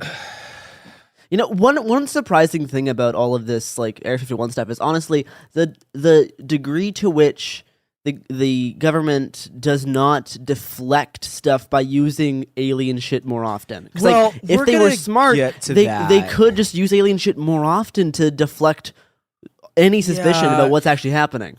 So I don't know. They go back and so part of what's going. So they go back and forth on this, and part of what's going on is that the CIA, when people start first reporting UFOs, they have two like concerns. One of which is that it's just going to cause panic in the U.S. public, and they don't want. They're doing the sort of like elite panic thing, and they're afraid that everyone's going to go insane or whatever. Sure. But the second thing that they're worried about is that they're really concerned that the Soviet Union is going to block out the U.S.'s early warning system by sending a bunch of fake UFO reports, which would be very funny. Yeah, which would be very funny, but. So their initial line on UFOs is like they spend a lot of time trying to get everyone to like not believe in them because they're like this is spreading hysteria and it's like damaging our early warning capacity because people keep reporting, and also because people just keep seeing their spy planes, and so they're just like, guys, there's no UFOs. We'll get to in a little bit of some more about that because there's a lot of very weird stuff going on there. But first, we have to almost end the world. All right, let's just do that first, and then we'll get to that. In 1962, the CIA flies a U-2 over Cuba, and they get a bunch of pictures of nuclear weapons. And this is basically the thing that starts the Cuban Missile Crisis. Although I also we need to talk about LeMay one more time because before they get these pictures, LeMay is convinced there's no nukes there. And LeMay wants to do a preemptive strike on Cuba to stop the Soviets from bringing missiles in, which again literally would have killed us all. Okay.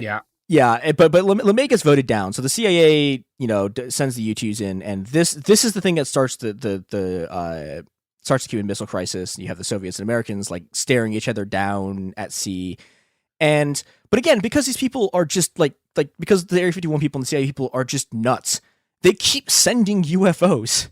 They keep sending U-2s over Cuba, and they're sending U-2s over Cuba, and the Americans like line on the U-2s they send over is if they shoot down a U-2, we're going to invade. Cool. And so the Soviets actually do shoot down a U-2, but for like the only time ever in history, the U.S. is like, wait, maybe we shouldn't literally end all humanity. And yeah, that's good. Like we get this moment where just like. You get to actually, so you have all the like just horrific leadership stuff that has got you here, but you get a moment where like the soul of humanity is tested in like a very small number of people. And it's like, if any one of these people on either side flinches or like decides that they want to end all life on Earth, everyone is going to die. And for one of like, this is like one of the only times ever that it has actually mattered that we're not all just like terrible pieces of shit and we didn't do it and we didn't end all humanity. And eventually, the whole thing is wound down. And alternatively, the people in charge realized that if they were doing this, they could no longer do whatever fun stuff they did in their spare time, and it's only for selfish reasons. Oh yeah, I mean, because of course, let me say this: like the leaders get no credit here at all. The people who do get credit are just like the random assholes on a ship who like got sent over to the other side of the world. And had to just like sit there knowing that they could be destroyed at any moments, and then didn't panic and like held, and kept everyone on Earth from dying by just not just like holding it together in a situation that would have just like destroyed most people. So good on like the crews of the ships for not killing us all. Yeah, that's always nice. Yeah, I mean, so depending on how I feel, on a given day. Now, part of what's happening here is the U-2s getting shot down. Makes Area 51 people go, we need to build a faster plane. Sure. And so their solution to this is the A-12 Ox Cart, and the A-12 Ox Cart is interesting because this is another thing that everyone thinks is a UFO, but actually isn't. And I mean, there's a very famous UFO picture of like one of NASA's like X-15 rocket jets, and in the very corner of this rocket picture of the rocket jet, there's an A-12, and everyone is like, "Oh, this is a UFO. This is a UFO." And it's like, no, it's not. It's this. But the CIA keeps doing these like half-ass cover-ups. But like again, like you can just see these out of passenger planes. Like if you're in a plane, you'll just see it. It's like, oh, this thing looks like a cigar just flew past. And they keep trying to do these cover-ups. They do look incredibly weird. Yeah, and it just doesn't work. And eventually, in the mid-'60s, Walter Cronkite like goes on TV and tells the American public that the CIA had been doing a UFO cover-up. Cool. Which is true. Cool. Yeah. But everyone assumes this is about aliens. But it's not about aliens. It's nothing to do with aliens. It has everything to do with the fact that people keep seeing the spy planes. Yeah. And so the Air Force gets put in charge of an investigation of UFOs. But the problem is that only a few top Air Force generals know about the A-12. Yeah, only a few people know about the existence of this aircraft. Yeah, so- yeah. And so the low-level investigators are like, oh, the Air Force is doing a UFO cover-up, which they are, but they assume that it's about aliens. And so a bunch of these people like turn into UFO conspiracy theorists. And yeah, because this is, and we're getting to see this. The U.S. basically, through its sort of like the secrecy around these programs, it keeps creating UFO conspiracies. And there's some question as to how deliberately they're doing this.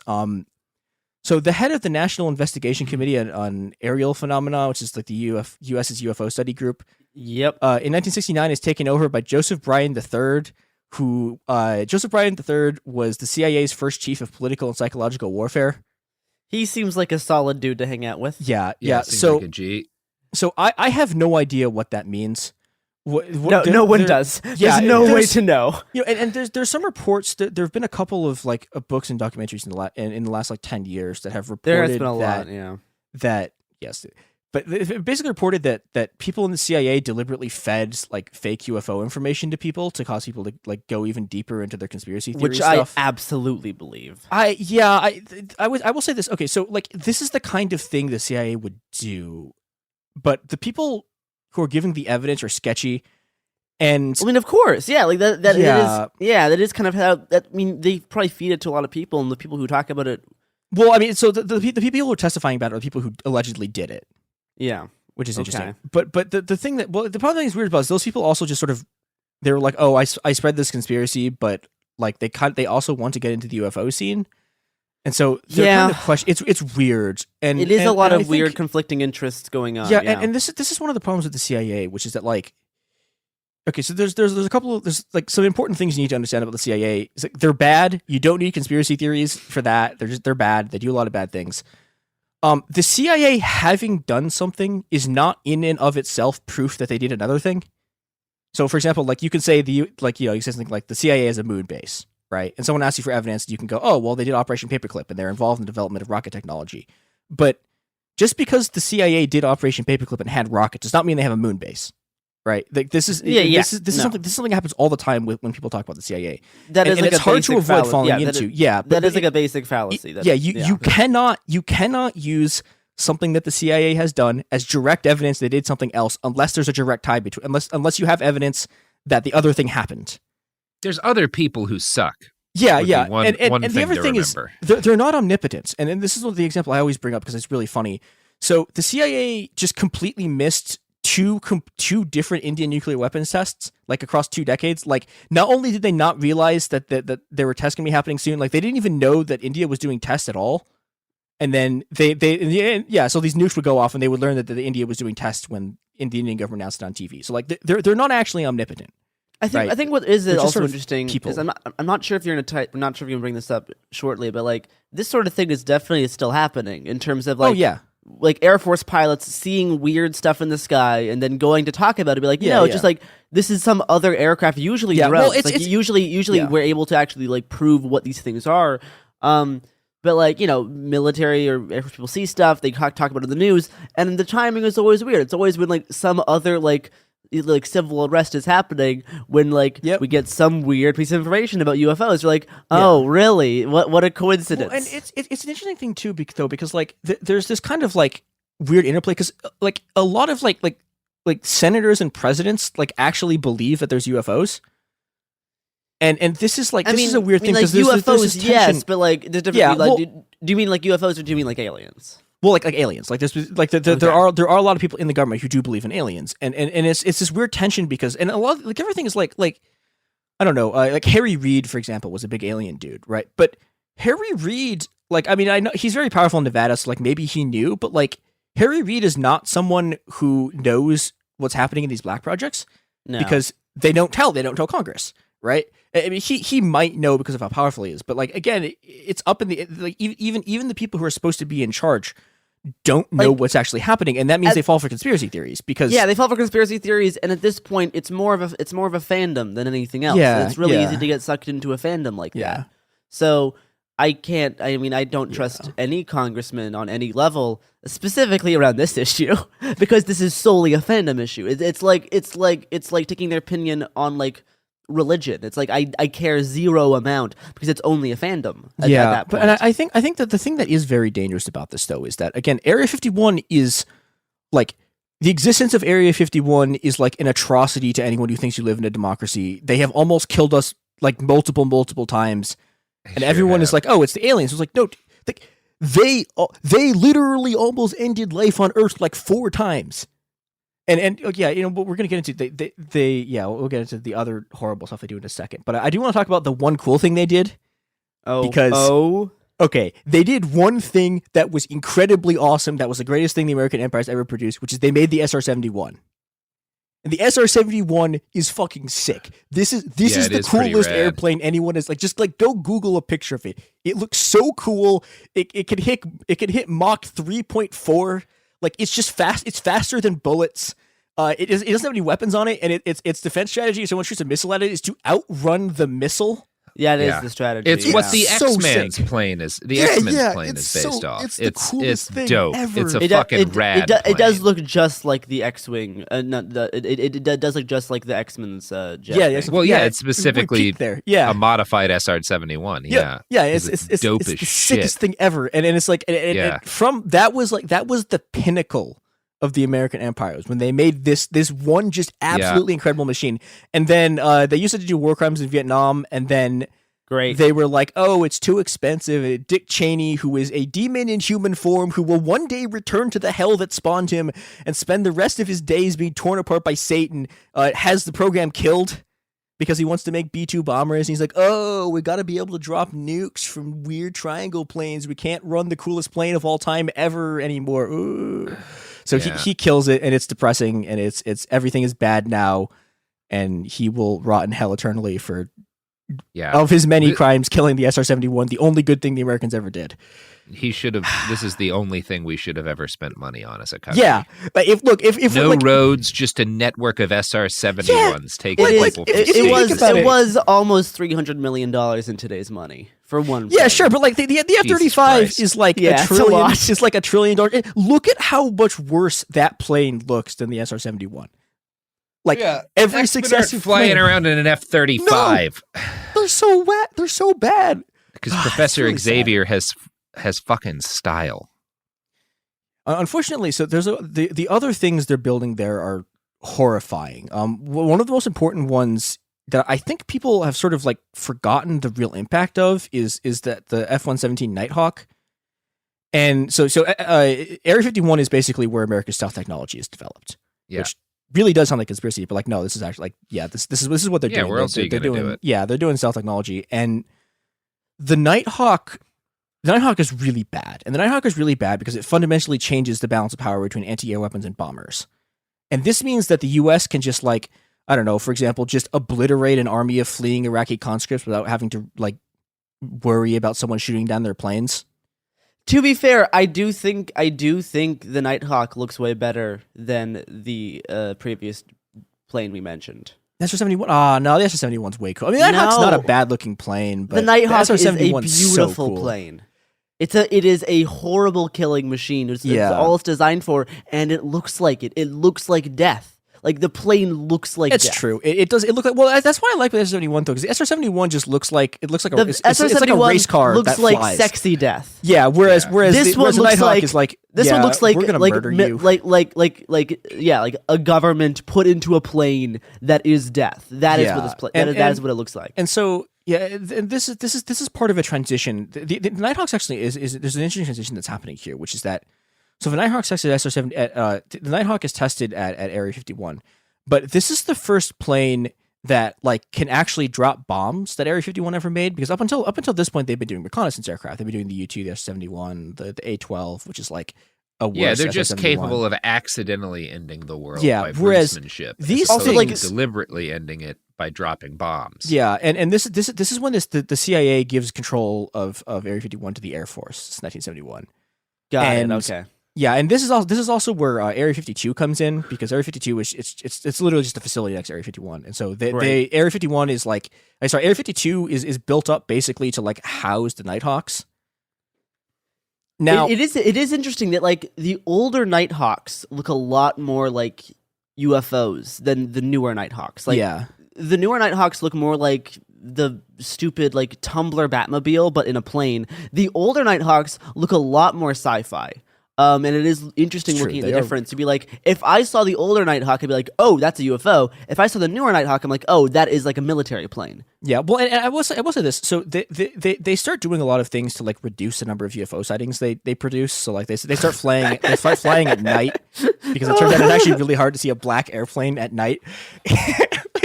Yeah, but you know, the other thing that they're doing in Area 51, and they've been doing this really since the 60s, is Area 51 is where the U.S. basically develops its drones.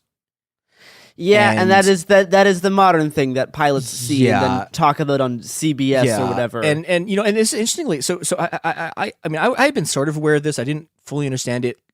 The U.S. like had drones in the 60s. We've had them for a long time. Yeah, like they like one of the things they do with the A-12 is they had this like ramjet drone on top of it, which is like pretty sick. Like a ramjet drone is sick. Like that's just like a cool thing. I mean, if it wasn't used for killing people, then all these things are cool. Yeah, they're only designed to kill people. Well, yeah, but the fun part about the ramjet thing is they had to stop using it because it kept just like cutting the airplane, like kept cutting the A-12 in half. Okay, well, critical support to the ramjet drone. But yeah, and I think that the last thing we should talk about is that, so Area 51's the latest thing that we know that they did that is horrifying and awful is, so up until 9/11, there had been a line in the U.S. military, and that line was, you do not put weapons on unarmed drones. And after, and so after 9/11, what a time! And after 9/11, the Air Force and the CIA basically get together and they're trying to draw up a plan to kill Bin Laden.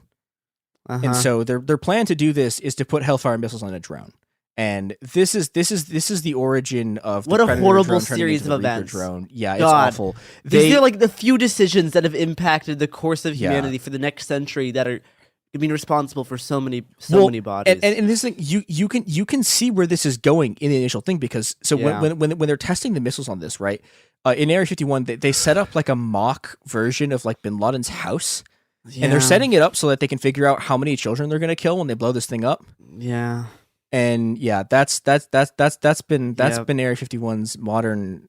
No, the worst thing to come from places like this is putting guns on robots and drones. This is the worst thing that humanity can do. Almost ending the world with nuclear weapons, and then now drones. Deciding to put bombs and weapons on little tiny things that fly and little robots that crawl around. This is the worst thing imaginable that we could have just not done. Yep. But we're like, nope, let's do it, and now it sucks. And the thing that's incredible about it is even the like 70s CIA was like, this is a bad idea. I know. It's one of the first laws of like. It's one of the first laws of first law of robotics. The first law of robotics. Yep. Yeah, but we stopped talking about that years ago. Nope. Yeah. And now we have those. Now we have those fucking robot dogs with the fucking like 5.56 rifles mounted on their little tiny heads. That's 6.5 Creedmoor. Oh, it's 6.5. Even worse. Oh, boy. Even worse. Baby.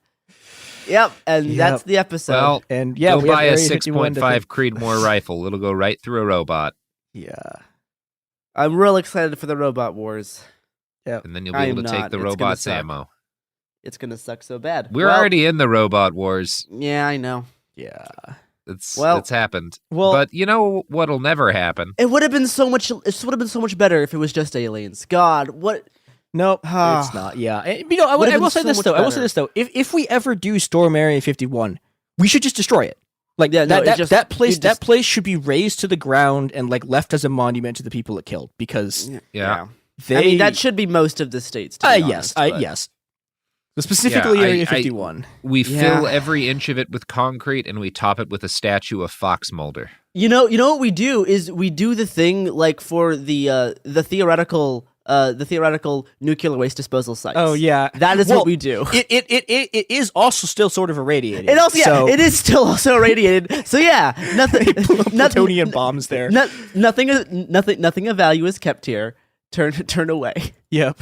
Yeah. Well, I wish it was aliens. Nope. We all wish it was aliens. All right. Well, the CIA. That's the episode. You can follow our CIA exploits at the Happen Here Pod on Twitter and Instagram. God, I hate social media. All right, That's the episode.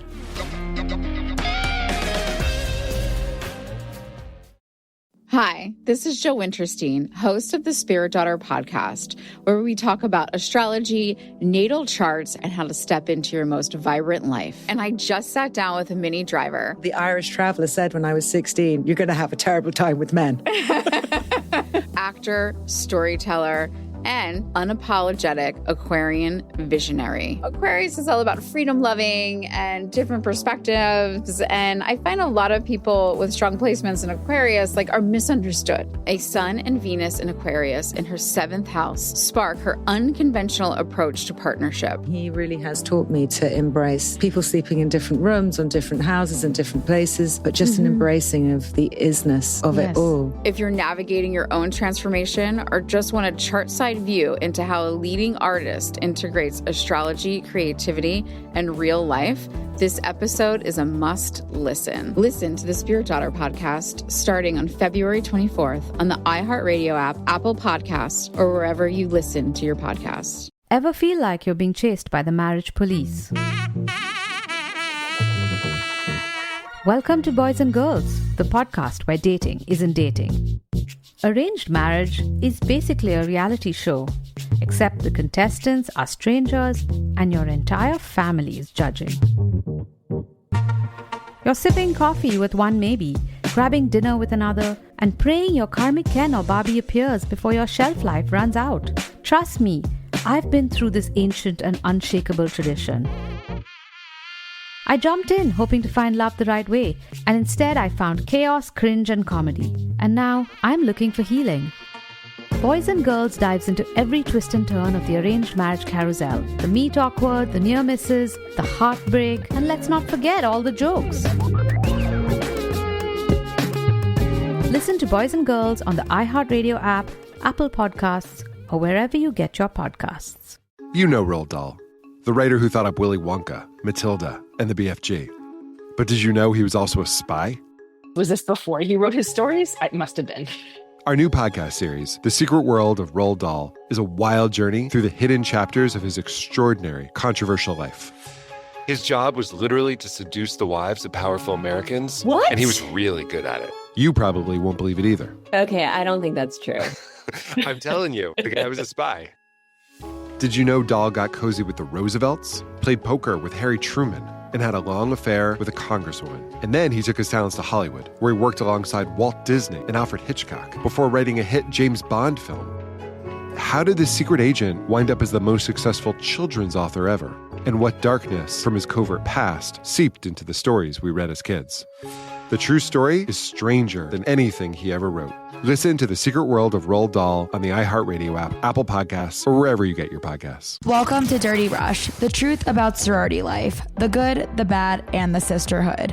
With your hosts, me, Gia Giudice, Daisy Kent, and Jennifer Fessler. Rush, the recruitment, the ritual, the reality of Greek life has been a mystery for those outside the sorority circles until now. Is it really a supportive sisterhood that's simply misunderstood? Or is there something more scandalous happening on campuses across the country? In this podcast, we pledge to peel back the layers and spell out the truth one Greek letter at a time. Pledges and actives, rush chairs and ritual keepers. Some call it the best time of their life, while others say it's a nightmare. From a perfect rush to recruitment scandals, what is really going on behind the doors of those sorority houses from Alpha to Omega? We're taking you inside Sorority Row, including the chapter room, as we explore the fellowship and the frenemies. Let's get dirty. Listen to Dirty Rush on the iHeartRadio app, Apple Podcasts, or wherever you get your podcasts.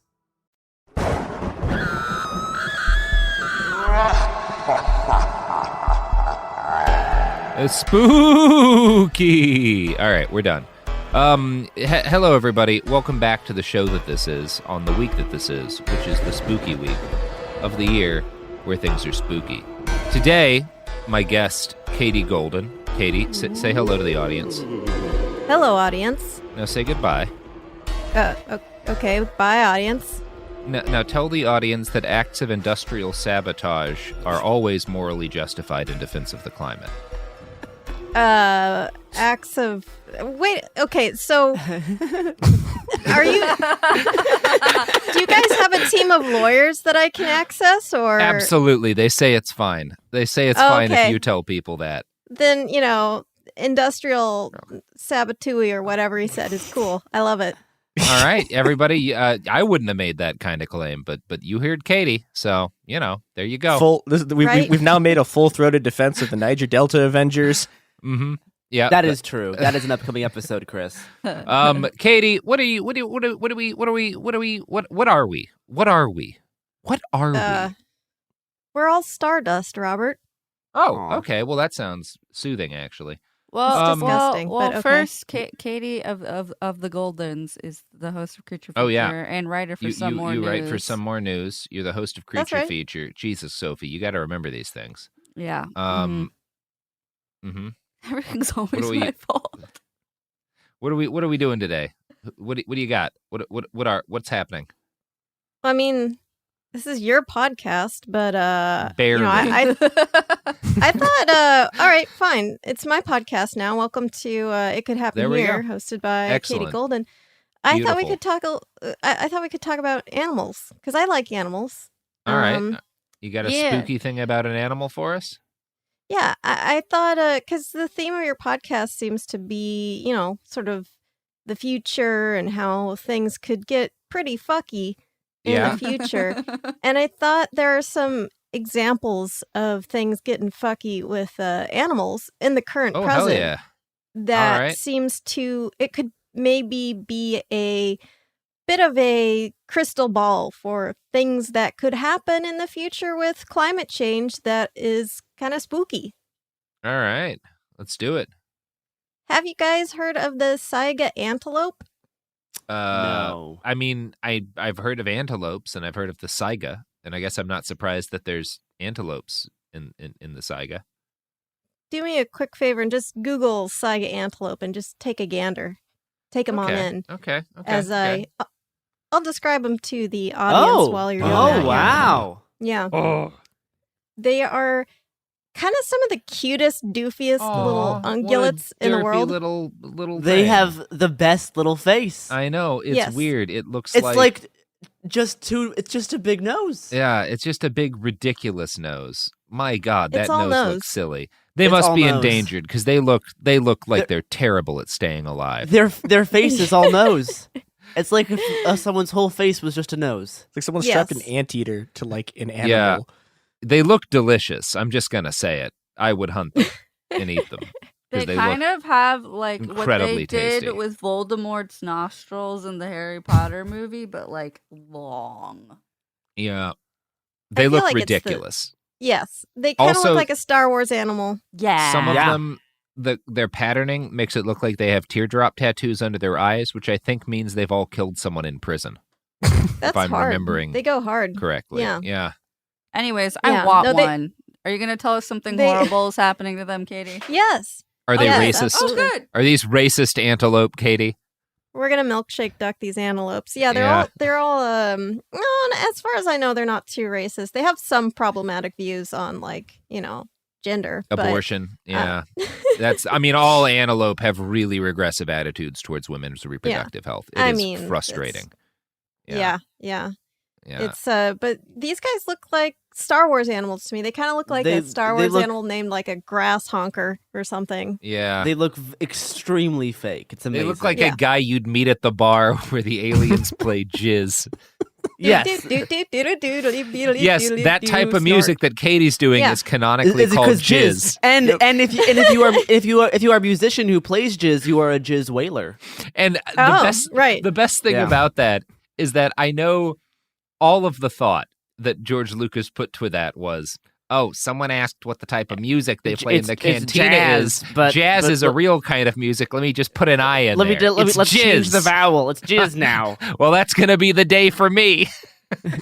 He didn't Hard- even put an apostrophe in it, which I feel I like know. is really lazy. Yeah, it it's could have. incredible. It could have been is. Right, Yeah, exactly. I know. But so he funny. didn't even. The effort wasn't there. Because But yeah, both- these are. Okay. Sorry. No, I could talk about this for hours. The differences between J.K. Rowling and George Lucas as creators who both made very popular fiction franchises and want people to think they thought about them more than they did is absolutely hysterical. Because J.K. Rowling does that by creating all these convoluted backstories, and George Lucas replaced the A in jazz with an I and didn't realize that jizz was a thing. Right. What an incredible person. It is pretty good. Sorry, Katie. So no, it's fine. It's fine. So these Saiga antelope, aka jizz whalers, are found in the grasslands and semi-deserts in Central Asia, Russia, Kazakhstan, Mongolia, Uzbekistan, and Turkmenistan.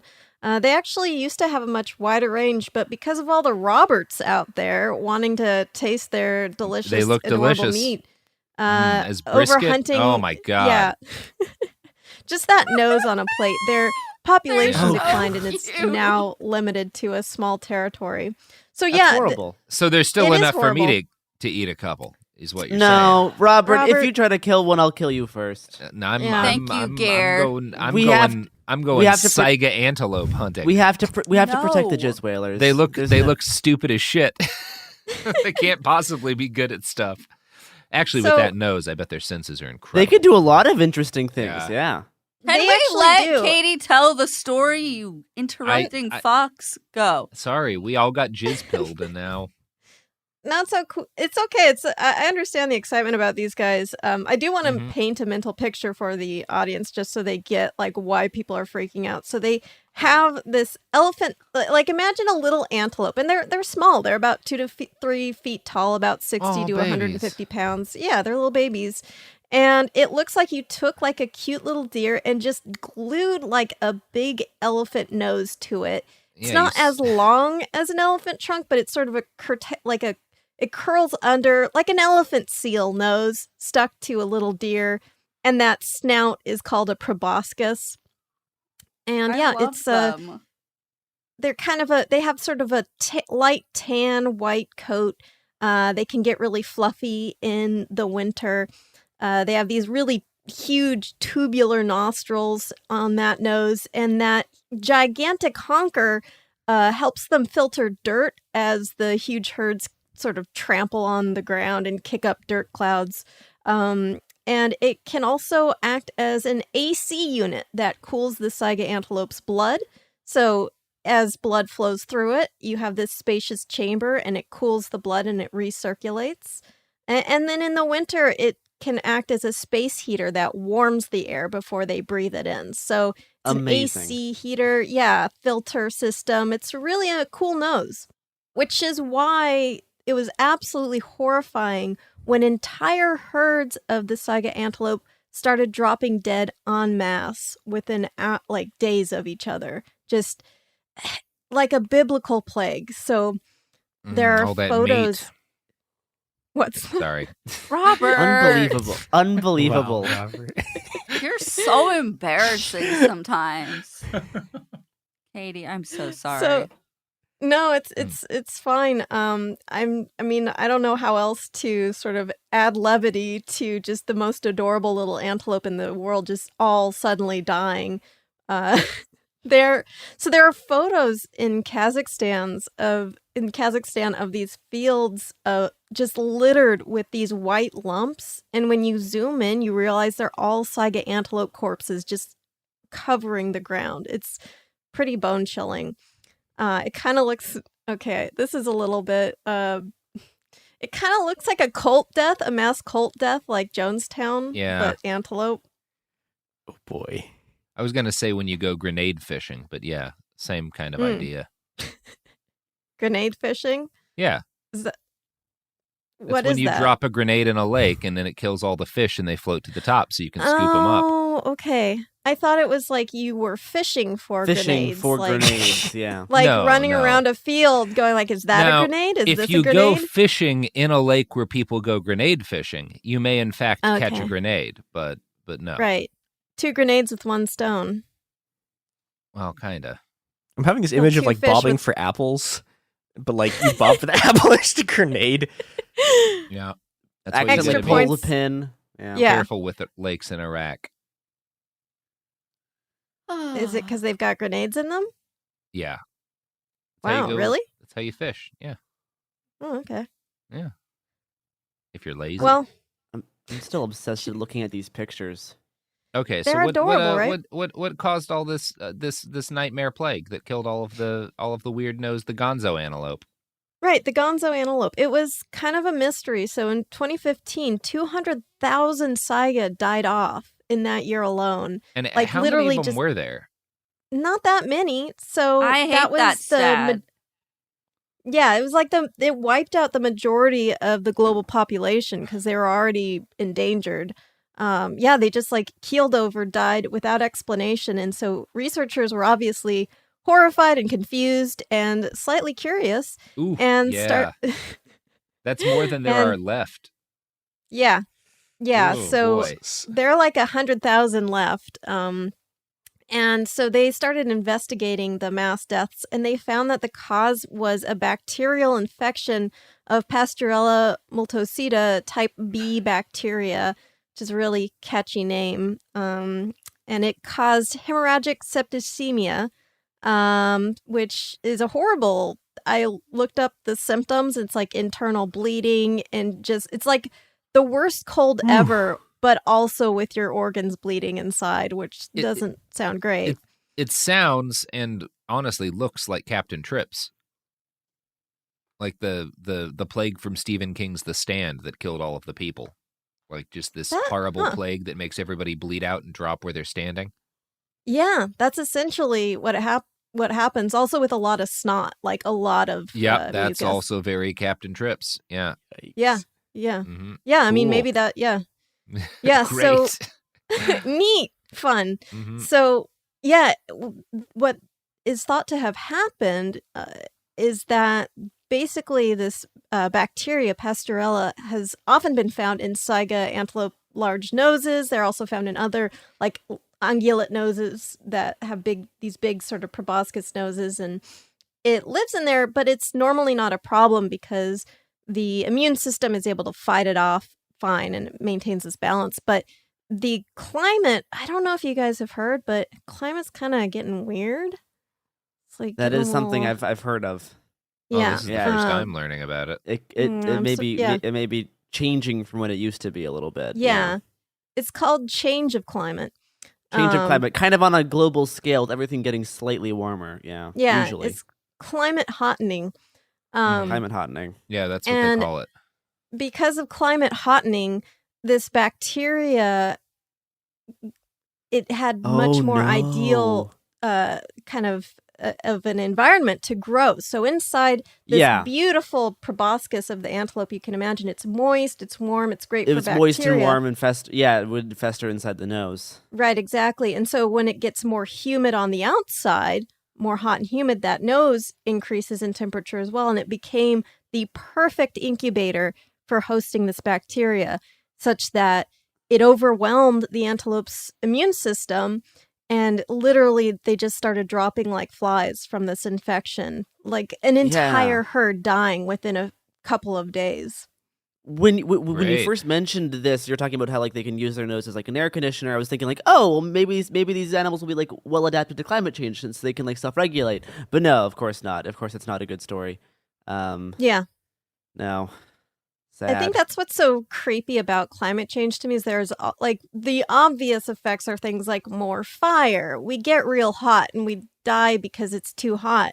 But things like, oh, this means bacteria loves living life and like starts eating us from the inside out. Like that's not a really, I guess, intuitive consequence of global warming, but it is one of the things that seems to be likely to happen. So it's really creepy. What's fun is when you started this and talked about like a whole herd of these antelopes dropping at once, I thought it was going to be like, oh, another one of those like horrible sulfur bubbles that killed like a city's worth of animals in a matter of seconds because a bunch of ice melted. And I'm not sure which is creepier, actually. This is worse because like they died in like horrible pain. Yeah, I don't think the sulfur wasn't painful, but yes, Well, yeah, but it's I mean only they're for both seconds. horrifying. Like- Yeah. the sulfur's at least faster. Yeah, They're both very frightening, and it's also both things that, like, oh yeah, that could drop some people. That could Yeah, just jump right across. There's is a the couple thing- of ways this could go bad for us. this is the thing me and Robert was looking a little bit into to put together the first 5 scripted episodes of the Daily. Is in the few books we read, there were large sections about how this is gonna basically just make plagues be a thing forever now. Yeah, this is going to be hard for people to really get their heads around. But imagine a plague hit in the 21st century. How scary that would be. Just really try to get your head around that. Global plague, yeah. People dropping. It's frightening, you know? So this is just the world coronavirus. Coronavirus is technically, it's not a plague, right? Because it's not a bacteria. It's not bacteria. It's Yeah. I think it's you can viral, call but any disease that kills a lot of people a plague. Yeah, it's both like viral pathogens and bacterial pathogens are with globalization can spread at a much faster rate, and now with global warming, there's going to be more breeding ground for literally new bacteria, and with stuff melting in the ice caps and all that kind of stuff, there's just a lot of reasons to just assume that we're just going to kind of live with plagues constantly being a problem now. Like there never is going to be a post COVID-19 world. It's just this forever. COVID was just the first plague that really got through the defenses that were never going to hold up to the damage we're doing to the climate. Like, there were a couple of plagues beforehand that, like, we were able to kind of tamp down on, get a lid on, and COVID was just the system actually finally shattering, and it's never going to get fixed, and the plagues are just going to get plaguier, and it'll be fun. But on the upside... Katie? On the upside, here's some ads. Oh, okay, yeah. On the upside, capitalism. We are back. I've unfortunately got to the point where I'm scrolling through these pictures where I've now found the mountain of dead animals. that are it's just buried. horrible. Yeah, it's real fucking The Stand shit. Yeah, it's a lot of them. A lot of them dead, just in a giant pile. Yep. Like, imagine the cutest Sesame Street character, cuter than Snuffleupagus, just lying in heaps. Oh, and that big nose has to make him extra vulnerable to fucking horrible nose bacteria. That's what we were just talking about. Yeah, I know, but it's sad. It's just literally so sad, his big nose. That's just what we said. I know. Katie just explained that. I know, but it's so sad. It is very sad. It is sad. Yeah. It's very sad. And this is not an isolated case that'll never happen again. Researchers warn that it's very likely stuff like this will keep happening with climate change. And they're warning that reindeer populations are at risk because reindeer actually also have a really, even though it doesn't seem like they have a huge proboscis, they have a very impressive nose. It's very spacious. It also actually works like a little space heater and warms up the air as they breathe it in. It's pretty amazing. But those same characteristics that are so beneficial to the reindeer now could actually become very dangerous for them with climate change if this bacterial growth happens. So we're looking at potential, risk to reindeer population. And there's also a lot of risk to farm animals as well, like for something similar to happen where this bacteria can infect farm animals like cows and other types of ungulate farm animals. And so, even if people don't care about the adorable Saiga antelope, which I guess would be just psychopaths, murderers, Fair. But we also have very important species like, reindeer that are a keystone species and also, our farm animals that they're very important for a lot of people to basically how they live their lives are based around cultivating these animals and hunting and raising it. Yeah. So, I mean, in my opinion, every species, even if no matter how obscure it is typically something very important for humans. It's sort of the 7 degrees of Kevin Bacon. It's like you don't have to get too far away to realize that Kevin Bacon, his survival is really important to the planet. Except instead of Kevin Bacon, it's like any animal in the world. That is basically all animals in all ecosystems, no matter, even if you feel like they're not super important, the way our world works and how ecosystems work, they're all incredibly intrinsic and reliant on each other. So we're seeing stuff about why don't we just turn entire deserts into solar fields and be like, well, no, because the desert ecosystem actually serves Like they serve a very important purpose. Like you can't just be like, oh, deserts aren't important. Like no, they have an actual ecosystem that's actually very important to the surrounding area. So we can't just bulldoze it and turn it into a solar field. It's just sand, Garrison, which is coarse and irritating. And it gets everywhere. It gets everywhere. Is that an actual quote from Star Wars? Yes, episode 2, sure Attack is. of the Clones by sure Hayden is. Christensen playing Anakin Skywalker, the Yeah. Padawan with the rat tail. Yeah. Yeah. Classy. Anyway, continue. I love that. Yeah, his rat tail. Amazing. The courage they used to have in The, Hollywood. the courage of 2003. Yeah. Really stunning. Yeah. How could Anyway. Padme not? How could she not want that? How could you resist? It's like that Ween song, Every Girl Wants a Guy with a Rat Tail. Yeah. I'm just assuming if that were a song, it would be by Ween. You know I'm It's right. called a like a love lever, I think. Rat Yeah, tail. that's right. That's right. Mm-hmm. So, what's up with these animals? Yeah. You want some more animals? Because I talked about how those animals mostly all died. I'm but just thinking what do you know like what's happened with them since they all dropped? There's like, a whole 124,000 of them left alive. Yeah, Oh, who that is- are that not is bleak. Yeah, they're not currently all dying of this bacterial infection. I think like some of them are apparently outside of the danger zone. I guess outside of the area where They're more researchers north, I Yeah, guess. that's about the would best you expect can to say see for this. any species in 2021. Some of them aren't in the danger area currently. Yeah. But obviously Yeah. that's going to change as global warming progresses. So yeah, it's pretty grim. It's also, I think, Yeah. obviously when you think about these things, humans obviously don't have like these big snuffleupagus noses, which is really sad because I'm imagining us with it and we're But way we'd all be cuter. dead. We are We'd much all be cooler. dead, but really adorable. Which would be better for the planet, so I But don't know. we It would would. also be we would be way better at whaling jizz. And honestly, I feel like that's a fair trade off. we would be wailing the hell out of some jizz. one can dream. We would be nose deep in a big old pile of jizz. Oh wow, yeah. How would you? How does the Bible quantify jizz? Cubits. Okay. A cubit of jizz. That's what Noah said when he wanted to get Yeah. the jizz on the ark. Yeah. God's like, Noah, you must Back bring that one shit in the cubit of jizz." cubits. 2 jizz of every kind. Well, Noah was big into. Now we're just like dropping Animal the preservation. pretense that it was ever about music.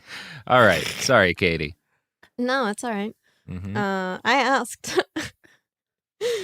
So, yeah, I mean, I thought another thing we could talk about is how animal folklore is really important to pay attention to and to kind of listen to as both information and warnings for the future.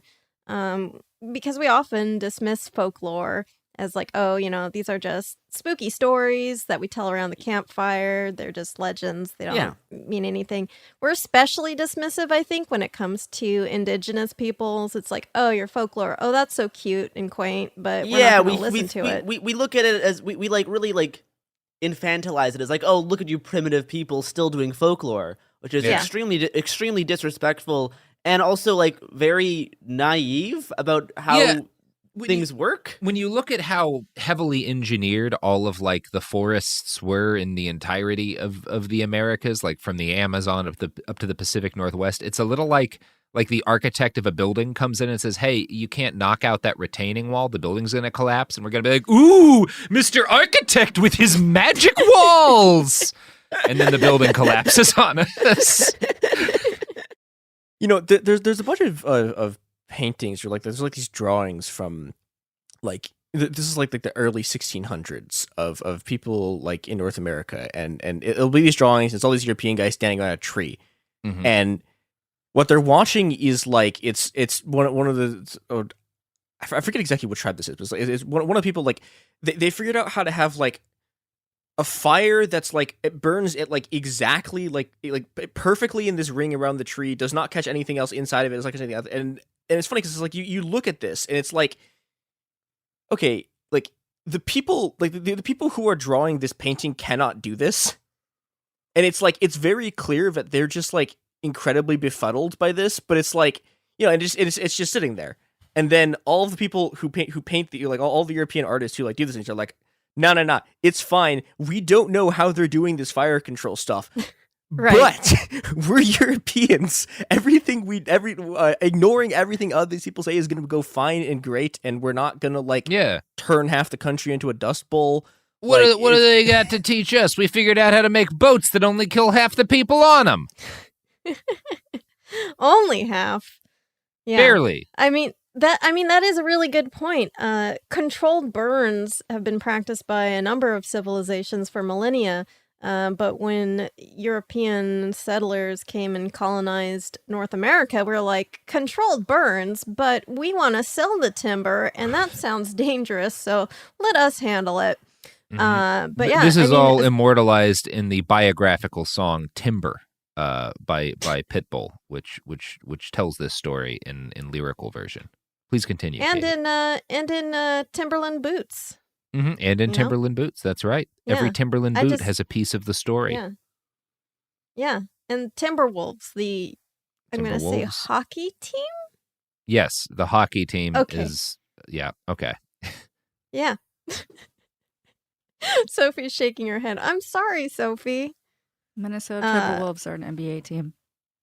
I'm sorry. I apologize I'm disappointed to everybody. in everyone. You should be.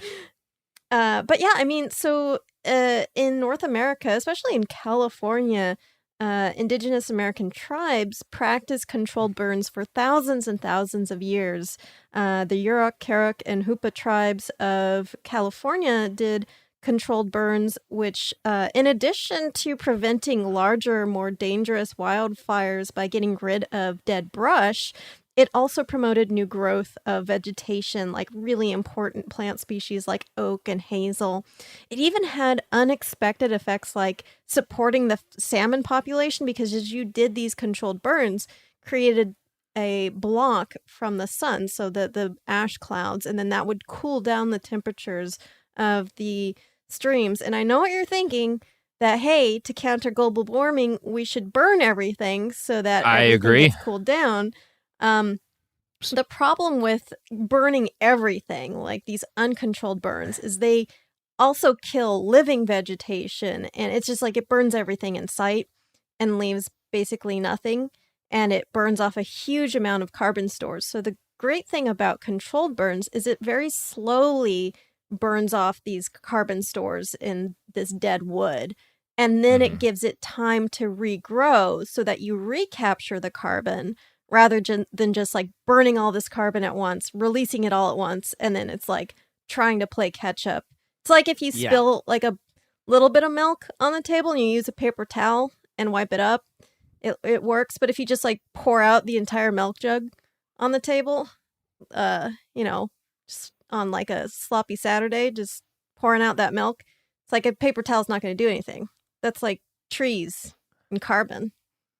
You know what I'm saying? Yes. Yeah. I do pick up what you are putting down, as they say. Although It's the I still classic think milk analogy. we should try a controlled burn on, let's say, Boston. See how it goes. Right. Just Why give Boston? it a shot. Very I've been there. pilled. Didn't care for it. Didn't care for Boston. Don't see how we need it. Even North End? Yep. Didn't care for it. They've got good cannolis there, though. I'm sure they do. You know where else has good cannolis? I don't, because Where? I don't care for cannolis either. Okay, well, all right. That's I'm actually living in Italy, and so if they find out I've been on this podcast, I'm going to get kicked out of the country. Oh, you need to so- be, very careful. It's filled Yeah. with Italians. They're everywhere. If you can get up to the Alps, there might be some Swiss nearby who can protect Yeah. you, but Oh. you're in dangerous territory. I didn't realize there were Italians here. That's scary. Yeah, it's one of the main problems that Italy has. Yeah. So, but when basically indigenous tribes had a pretty good system of controlled burns in California, and then when colonizers came to North America, we were like, hey, stop that. In fact, we're going to make it illegal to do controlled burns because that seems dangerous. And they focused on fire suppression and protection of timber stores rather than, paying attention to the way people had been doing this for thousands and thousands of years and how it kind of worked. And so they just thought like, hey, if we just stop fires from ever happening, they'll never happen. But spoilers, they just started happening. They still happen, and it's worse, and they're out of control, and they're big problems every year, and we learned nothing. Yep. But another thing is that we could have learned about controlled burns much, much earlier if we had decided to listen to the Aboriginal peoples in Northern Australia about firehawks. So firehawks are raptors, that is like birds of prey, who seem to either accidentally or intentionally spread wildfire by picking up smoldering twigs and sticks from a burning area and dropping them elsewhere.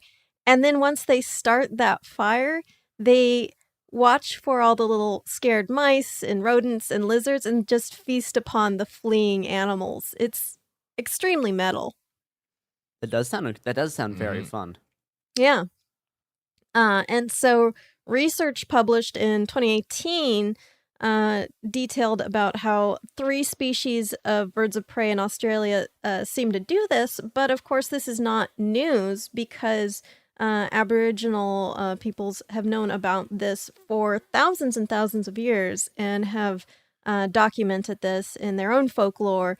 There's even a ceremony called Yabadurwa in which people act out birds carrying smoldering branches, which sounds amazing. But essentially, they are teaching this sort of naturalist history of how they have seen these hawks, these fire hawks, carrying these burning sticks and distributing it. And if we had listened to this, earlier, we may have had more research on how, maybe these birds of prey have been terraforming the Australian outback for thousands and thousands of years. And that's really cool, and it may be really informative, but unfortunately, we kind of really only decided to start researching it in 2018. And those researchers started doing it because they listened to these stories from the Aboriginal people. So, yeah. Yeah, I feel like everyone should be more okay with understanding why folklore exists and what purpose it serves. This is something I got into years ago because of the Lore podcast, learning about just how folklore influences culture and politics in a whole bunch of really interesting and weird ways, and that is something I've wanted to talk about more because it's a thing, and folklore is different for us now in terms of how we have like cultural stories, but it's still the same. It's still the same purpose, and we just kind of deny it in a way that is kind of silly. Yep. Yeah, I think there's often this idea of there is a clear distinction between fact and folklore. And while it's true, like we can't necessarily just take folklore for at its exact word, because like it's sort of like a telephone game throughout years and years. Folklore is going to take on new shapes every generation, but we really should take it seriously as a part of very important data set of like, this is human observational history. Maybe some of it has been sort of turned into myth, but a lot of it could be genuine observation that people are relaying over many, many generations, which I think is really important. Well, thank you, Katie Golden, for talking about those very silly gonzo things that are unfortunately dropping dead. Yeah, the little gonzo climate change genocide. And then the other climate change issues around folklore. Where can people find you on the old internet, interwebs? Whermst can people? Yeah, I got a podcast. I don't know if you've heard about those. It's called Creature Feature, and I talk about stuff like this all the time, about animals. It's not always about animals dying in horrible ways, but sometimes it is. It's a good mix, It's like sometimes animals being alive, sometimes animals being dead, sometimes some animals making other animals dead in interesting ways. Those wacky animals. Yeah, you can never predict. Never predict them. And, you can find me on Twitter at Katie Golden. That's KatieGoldin. Where I just posting on the Twitter. Doing So that whole listen thing. to Creature Feature. Find Katie on Twitter. And shoplift. Sure. Hi, this is Jo Winterstein, host of the Spirit Daughter podcast, where we talk about astrology, natal charts, and how to step into your most vibrant life. And I just sat down with a Minnie Driver. The Irish traveller said when I was 16, you're going to have a terrible time with men.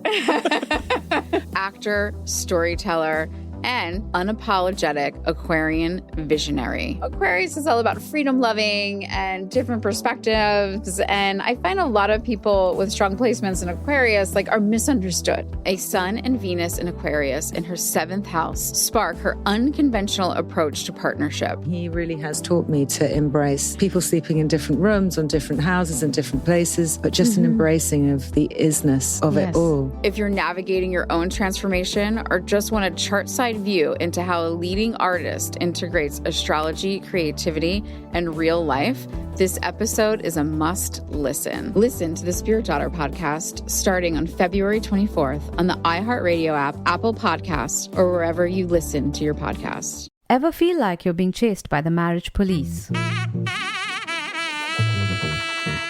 Welcome to Boys and Girls, the podcast where dating isn't dating. Arranged marriage is basically a reality show, except the contestants are strangers and your entire family is judging. You're sipping coffee with one maybe, grabbing dinner with another, and praying your karmic Ken or Barbie appears before your shelf life runs out. Trust me, I've been through this ancient and unshakable tradition.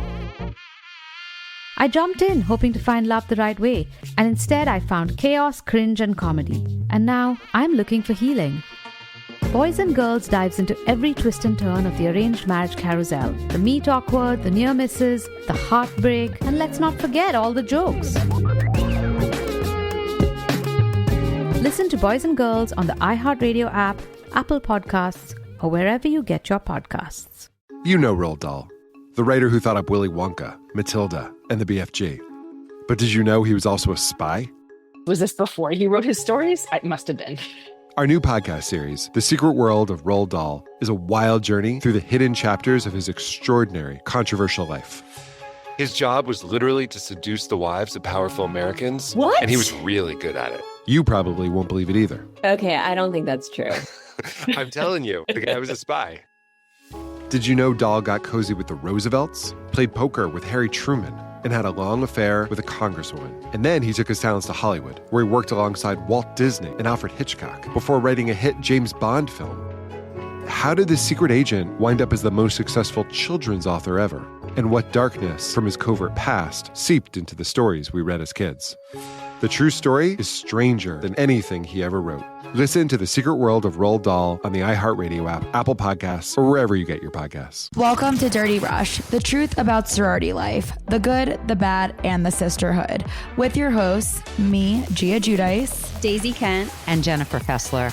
Rush, the recruitment, the ritual, the reality of Greek life has been a mystery for those outside the sorority circles until now. Is it really a supportive sisterhood that's simply misunderstood? Or is there something more scandalous happening on campuses across the country? In this podcast, we pledge to peel back the layers and spell out the truth one Greek letter at a time. Pledges and actives, rush chairs and ritual keepers. Some call it the best time of their life, while others say it's a nightmare.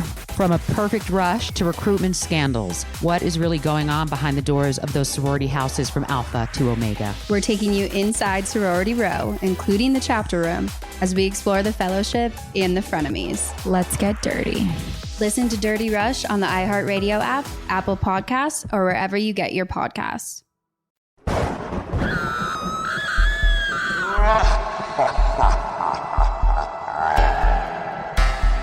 It's spooky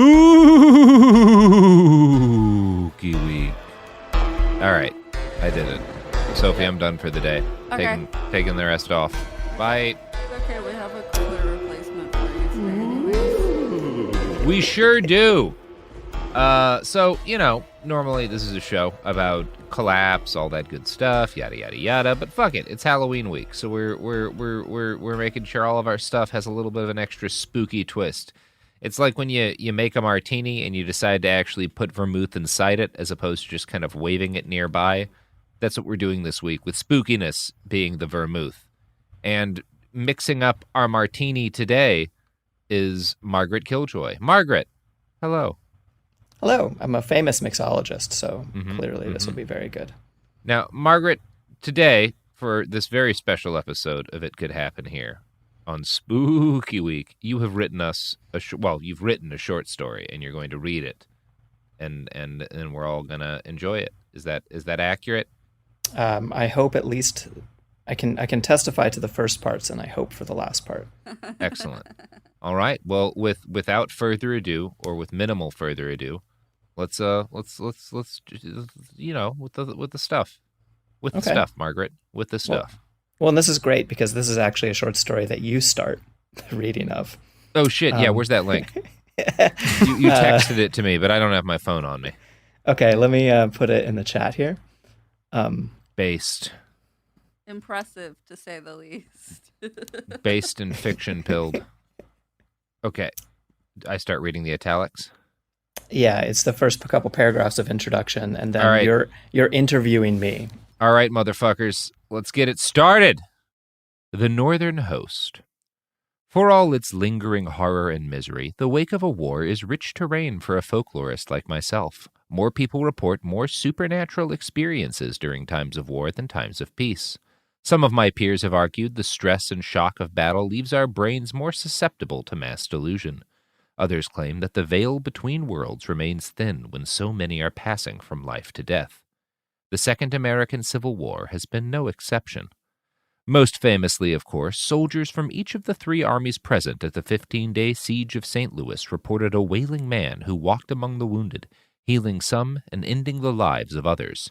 On the Cascadian front, rebel forces spoke of black bears who in effect stood sentry for their guerrilla positions. During the White Army's occupation of Washington, D.C., civilians and soldiers alike reported apparitions pouring out from the Pentagon crater every new moon.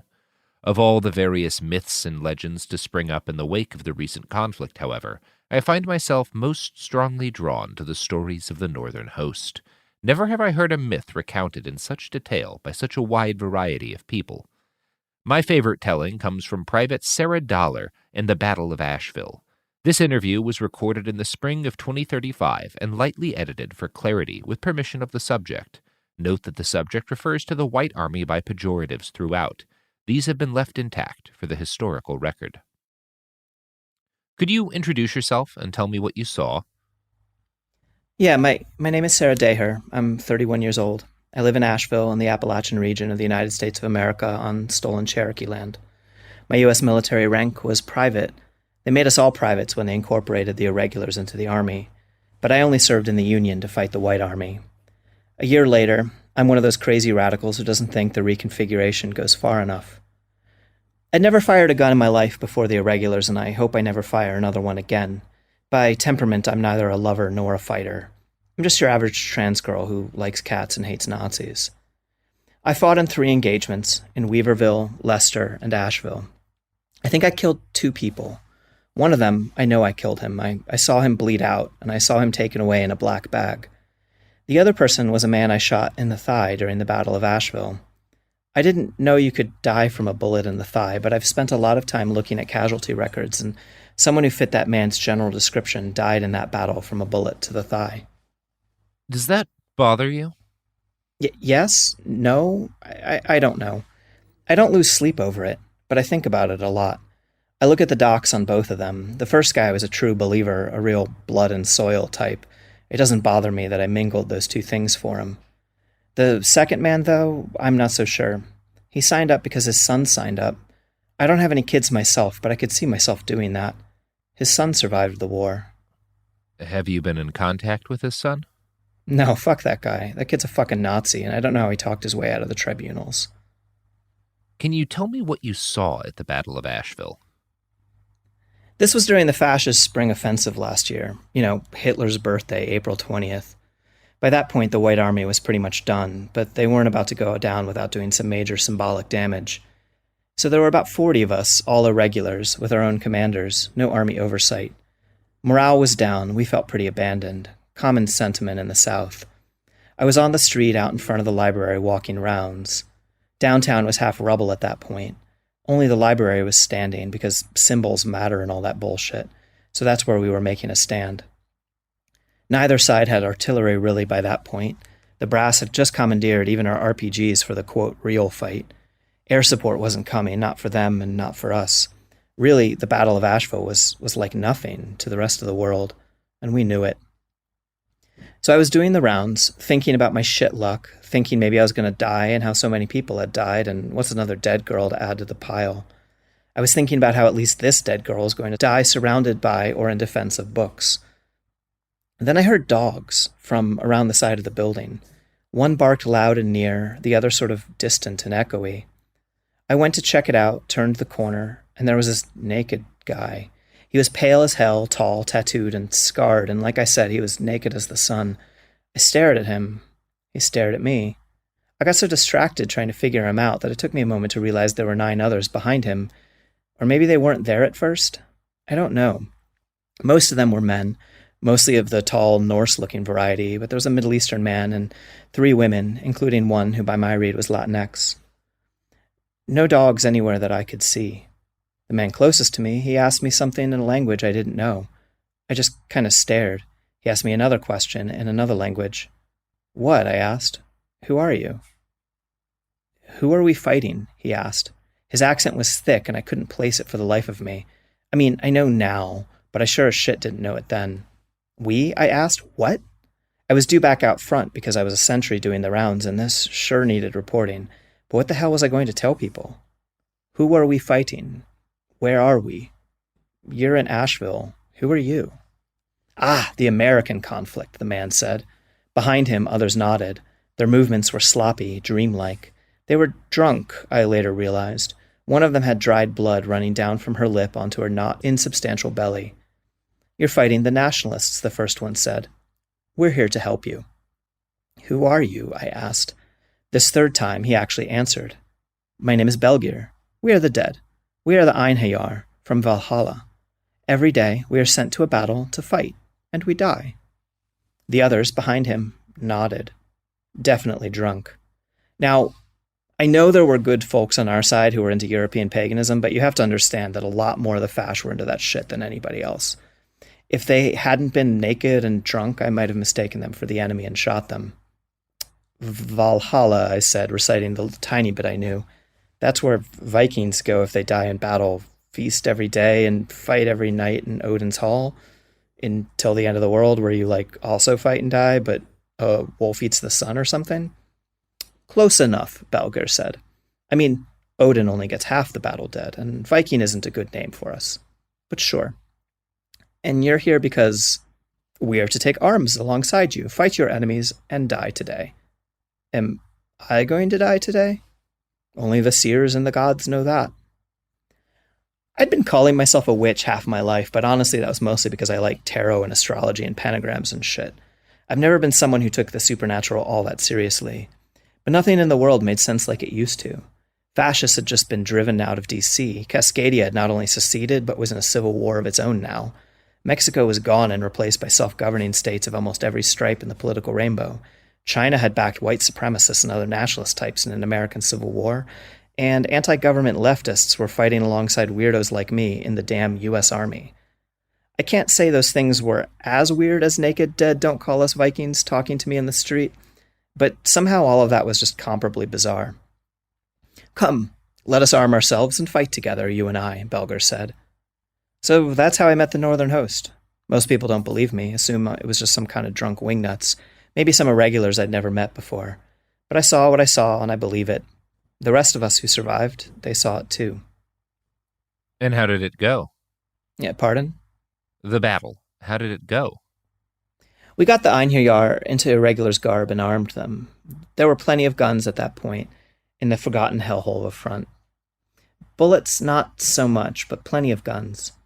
They were all comfortable with firearms, though one fellow groused about what he wouldn't do for an axe and shield, and another said what we had was fine, but monofilament web guns were better than any combat shotgun. To hear them tell it, fuck it, why am I pretending like I don't believe them? I believe them with every bit of my soul, and damn what people think of me for it. The Northern hosts fight every night, and every night they are in a different time and place. Most battles in human history were in the past, they said, which sounds optimistic, doesn't it? But they said they fought in every century up to the 24th. Nothing happens after the 24th century. Ragnarok, most likely. The end of the world, wolves eating the sun and the moon, all that. They stood guard out with me out front. Around midday, we got hit with an EMP. We knew that was coming. It didn't screw us up much. We had a hardened phone in the basement, and all our weapons operated just as well in dumb mode as smart mode, including our own EMPs. The White Army showed up, maybe 100 men. All men. That's their whole shtick. They came in on motorcycles and ATVs and horses. More shtick. Look how fucking folksy they are. We hit them with the EMPs anyway, leveled the field, took out the ATVs. The bikes were retrofitted, no electric, and a horse? You can't EMP a horse. I don't know if there was a skirmish in that war that didn't start with both sides ritually knocking the other one back to basically the 20th century. I think the tactical EMP is the reason there's anything left of this country. We took a few pot shots while they were still at range, but we didn't have the ammo to waste on anything else. Don't think we did any damage. They took up position further up the hill in the ruins of the old basilica. Then we waited. We should have mined the church. That old thing was blown half to shit anyway. It wouldn't have made the world any worse if we'd either leveled it or hidden explosives throughout. But, ethical war or whatever, don't mine churches. The other side leveled every mosque, synagogue, and, quote, heretic church they got their hands on, not to mention libraries and universities and even the goddamn Statue of Liberty because they hated immigrants. But we were supposed to be fighting a, quote, ethical war. Those two words don't got nothing to do with one another, and everyone knows it. So they holed up in the basilica, and we pulled back into the library, and we had one of those good old-fashioned standoffs where people die slowly from sniper fire and everything is awful. That's when Laura got shot. Right in the head, because we missed a spot when we bulletproofed the facade. She's dead. She had natural red hair, but she always dyed it redder, and her favorite show was Buffy the Vampire Slayer, and she liked to drink water out of long-stemmed glasses. I think she was 37, way past drafting age. She volunteered. It was her first engagement. She was only there because she loved books. Had plenty of time to avoid looking at her corpse while she was in there with us dead. Dwight was another one of my friends in the unit, one of my favorite people, hands down. Total weirdo, and he was all obsessed with that Viking shit and Dark Ages in general. Both his parents had come over from Sweden, though his dad was originally from Nigeria. Dwight had 1 degree in medieval studies and another in African history, and I can't tell you how many times during basic he'd run down the details of this or that ancient battle, whether in Europe or Africa. If there were guns involved, he didn't care about it, but if there were swords and armor or spears and shields, he was all in. He started talking to the Vikings first thing. He was the first person to believe them, to really believe them, and his faith was contagious. While we were pinned down, he asked them everything. Mostly, they were quiet, even taciturn. But there was one thing they were very insistent on, and that I overheard them talking about. Nazis don't go to Valhalla. But why not, Dwight asked. It takes 2 things to go to Valhalla, the spokesperson said. You have to die in battle, and you have to venerate Odin. A bunch of those fuckers are Odinists, he said. No, they aren't. They're nationalists, fascists, racial separatists, they're all kinds of things. But they don't venerate Odin, whatever they think. What do you mean? They only know one half of Odin. They know the masculine side, the heterosexual side, the Christian side. They worship a bastardization of our God, a bastardization first created by a nationalist Christian 800 years ago that's only gotten further afield since. Our Odin practices women's magic, the magic of the sexually penetrated. We also worship female gods of war and male gods of the hearth and gods who change their gender when they're bored. Nazis don't understand that, any of it. In life, we raided sometimes, traded other times. We also did all sorts of things that won't fit your modern sensibilities. Things that, were I alive, you might kill me for. But we're not Nazis, and people who worship a Christian version of our God most certainly do not go to Valhalla. It was as if the man had used up every word allotted to him for the day, because I don't believe a one of them spoke again before the battle began in earnest. And how long was that? Another hour, maybe? The sun was still right overhead when the White Army rushed us. It was a bullshit move, rushing us. One part overconfidence and one part desperation, if you can imagine that. They knew they were losing the war at that point, but they had us more than 2-1, and we all know the KKK commanders don't give two shits about the lives of their men. That's when I put a bullet in a man's leg. While he was in the street, running. It was a good shot. He was running, and I led the target and everything. I'd been aiming for center body mass, but still. At least 100 yards against a moving target. I was proud of that shot at the time, on a technical level, even if I'm not sure I'm proud of it anymore now that I know the man's name. We expected the charge. What we didn't expect was the ordnance that knocked the reinforced front off its hinges. But that happened, and almost all the fighting happened right there on the first floor, among the empty shelves. The whole thing felt like it lasted half an hour. I've looked it up since. From the time of the first blast to the time the last shot was fired, we're talking about 3 minutes and 12 seconds. We thought they were going to pour in through the door after they blew it the fuck off, so James got in there with our one functioning automatic, and he took at least 10 of the Fash down with him before someone got him in the neck. It was a feint, and they blew a hole in the side of the building while that was going on, and that's where they got in. Close quarters combat is a whole different beast. A worse one, maybe. Maybe a better one? I go back and forth on that sometimes instead of sleeping. I think about the pros and cons of various types of absolute horror. Is it better to see your death coming, or to get picked off without knowing it? I would have thought the Vikings would expend themselves right off. I mean, Vikings. They were starting to sober up by that point, but still, they'd been drinking. And they were already dead, and they were doomed to die.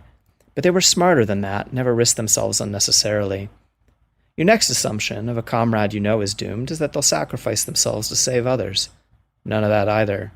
They knew they were the best trained soldiers on the field, and that in order for us to win, they had to be in the fight as long as they could. They were smart like that. Assholes like that. I stationed myself in the back.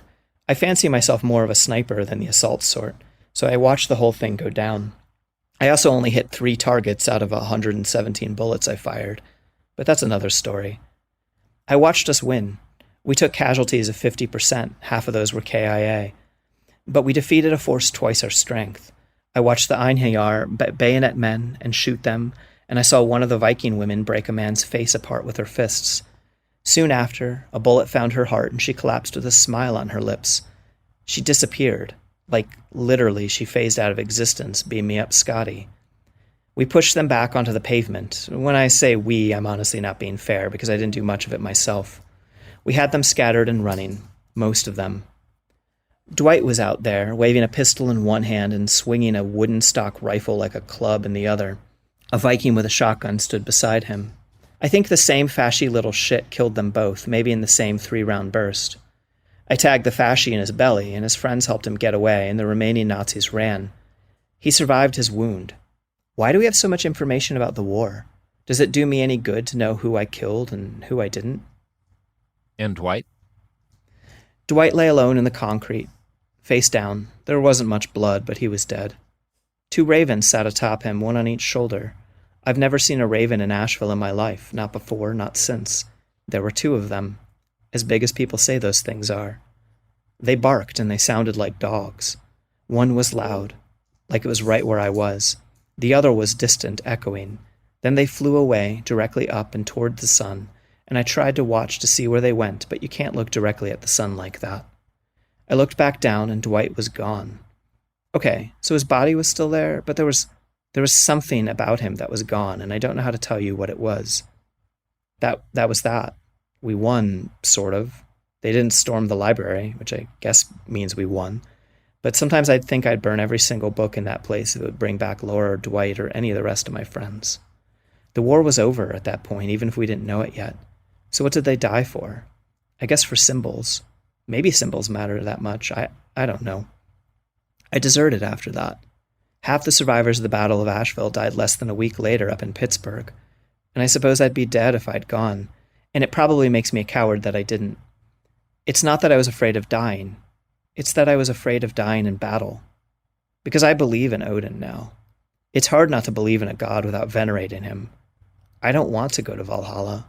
I don't want to fight ever again, let alone every night. I don't want to serve with the Einherjar at the twilight of the gods sometime in the 25th century. If I don't want to do that, then I don't want to die in battle. Dwight, though, I expect he's happy. I expect he dies every day with a smile on his lips and meat in his belly. He won't have to fight alongside the monsters of the human race either, because as I learned in Asheville, Nazis don't go to Valhalla. All right. That was awesome, Margaret. Thank you. Yeah, thanks. Dan will put a bunch of applause noise here because this is not translating over. Yeah, and an air horn. Definitely Stick an air horn in that motherfucker. Stick a couple of motherfucking air horns. I don't think the air horn's gonna be that as good. Nope. Garrison. Okay. Air horn. Your show. Thank you. Thank you, Garrison. Uh-huh. Margaret, how long ago did you write that? I wrote that, I believe, in 2017. Jeez. Maybe 2018. Oh, yeah. Well, it's not gotten less relevant. Yeah. Oh, man. There's definitely some times where I've wished for a platoon of Vikings. To deal with some shit. Yeah. Well, this has been It Could Happen Here, and this has been Spooky Week. I hope you enjoyed this scary story that's also relevant to our theme of collapse. Margaret, you want to tell the people where they can find you? Yeah, I'm on Twitter at Magpie Killjoy. I'm on Instagram at Margaret Killjoy. I'm on Patreon at patreon.com/Margaret Killjoy, where this story and many other stories are available for anyone who sponsors me at $1 a month. And if you make less money than I do, then just message me and I'll give you all my shit for free. And I have an upcoming, because you asked me to plug things, and I'm definitely just going to go ahead and plug things. Hell yeah. I have a book coming out from AK Press. It's a reissue of my anarchist utopian book, A Country of Ghosts. If you like I like writing war stories, but I specifically like writing war stories that are actually sad and about how war is horrible. And so A Country of Ghosts is such a book. And this story will eventually, I'm excited to say, I just signed the contract for AK Press is going to put out a short story anthology of mine, which will include this story. Oh yeah. That sounds incredibly rad. Yes. Great publisher. Yeah. Not biased at all in that. No. Nor towards stories of the Second American Civil War with never heard of it. Super strong characters. I've been introduced to just today. Yes. All right. Well, check out Margaret's book, parentheses S, and check out this show when it comes back someday. One day. You'll never know when, but you'll hear a whisper on the wind, and there will be. Or it'll be the next weekday after this. One of those two. Hey, we'll be back Monday with more episodes every week from now until the heat death of the universe. It Could Happen Here is a production of Cool Zone Media. For more podcasts from Cool Zone Media, visit our website, coolzonemedia.com, or check us out on the iHeartRadio app, Apple Podcasts, or wherever you listen to podcasts. You can find sources for It Could Happen Here updated monthly at coolzonemedia.com/sources. Thanks for listening. Hi, it's Jill Winterstein, host of the Spirit Daughter podcast, where we talk about astrology, natal charts, and how to step into your most vibrant life. And today I'm talking with my dear friend, Krista Williams. It can change you in the best way possible. Dance with the change, dance with the breakdowns. The embodiment of Pisces intuition with Capricorn power moves. So I'm like delusionally proud of my chart. Listen to the Spirit Daughter podcast starting on February 24th on the iHeartRadio app, Apple Podcasts, or wherever you listen to your podcasts. I'm Clayton Eckerd. In 2022, I was the lead of ABC's The Bachelor. But here's the thing. Bachelor fans hated him. If I could press a button and rewind it all, I would. That's when his life took a disturbing turn. A one-night stand would end in a courtroom. The media is here. This case has gone viral. The dating contract. Agree to date me, but I'm also suing you. This is unlike anything I've ever seen before. I'm Stephanie Young. Listen to Love Trapped on the iHeartRadio app, Apple Podcasts, or wherever you get your podcasts. Then she says, have you seen a photo of my son? And I'm like, who is this person? Welcome to the Boys and Girls Podcast. Arranged marriage is basically a reality show, and you're auditioning for your soulmate. And who's judging? only your entire family, I sacrificed myself to this ancient tradition, hoping to find love the right way. And instead, I found chaos, comedy, and a lot of cringe. Listen to Boys and Girls on the iHeartRadio app, Apple Podcasts, or wherever you get your podcasts. This is Ryder Strong, and I have a new podcast called The Red Weather. In 1995, my neighbor, Anna Trainer, disappeared from a commune. It was nature and trees and praying and drugs. So no, I am not your guru. And back then, I lied to everybody. They have had this case for 30 years. I'm going back to my hometown to uncover the truth. Listen to The Red Weather on the iHeartRadio app, Apple Podcasts, or wherever you get your podcasts. This is an iHeart podcast. Guaranteed Human.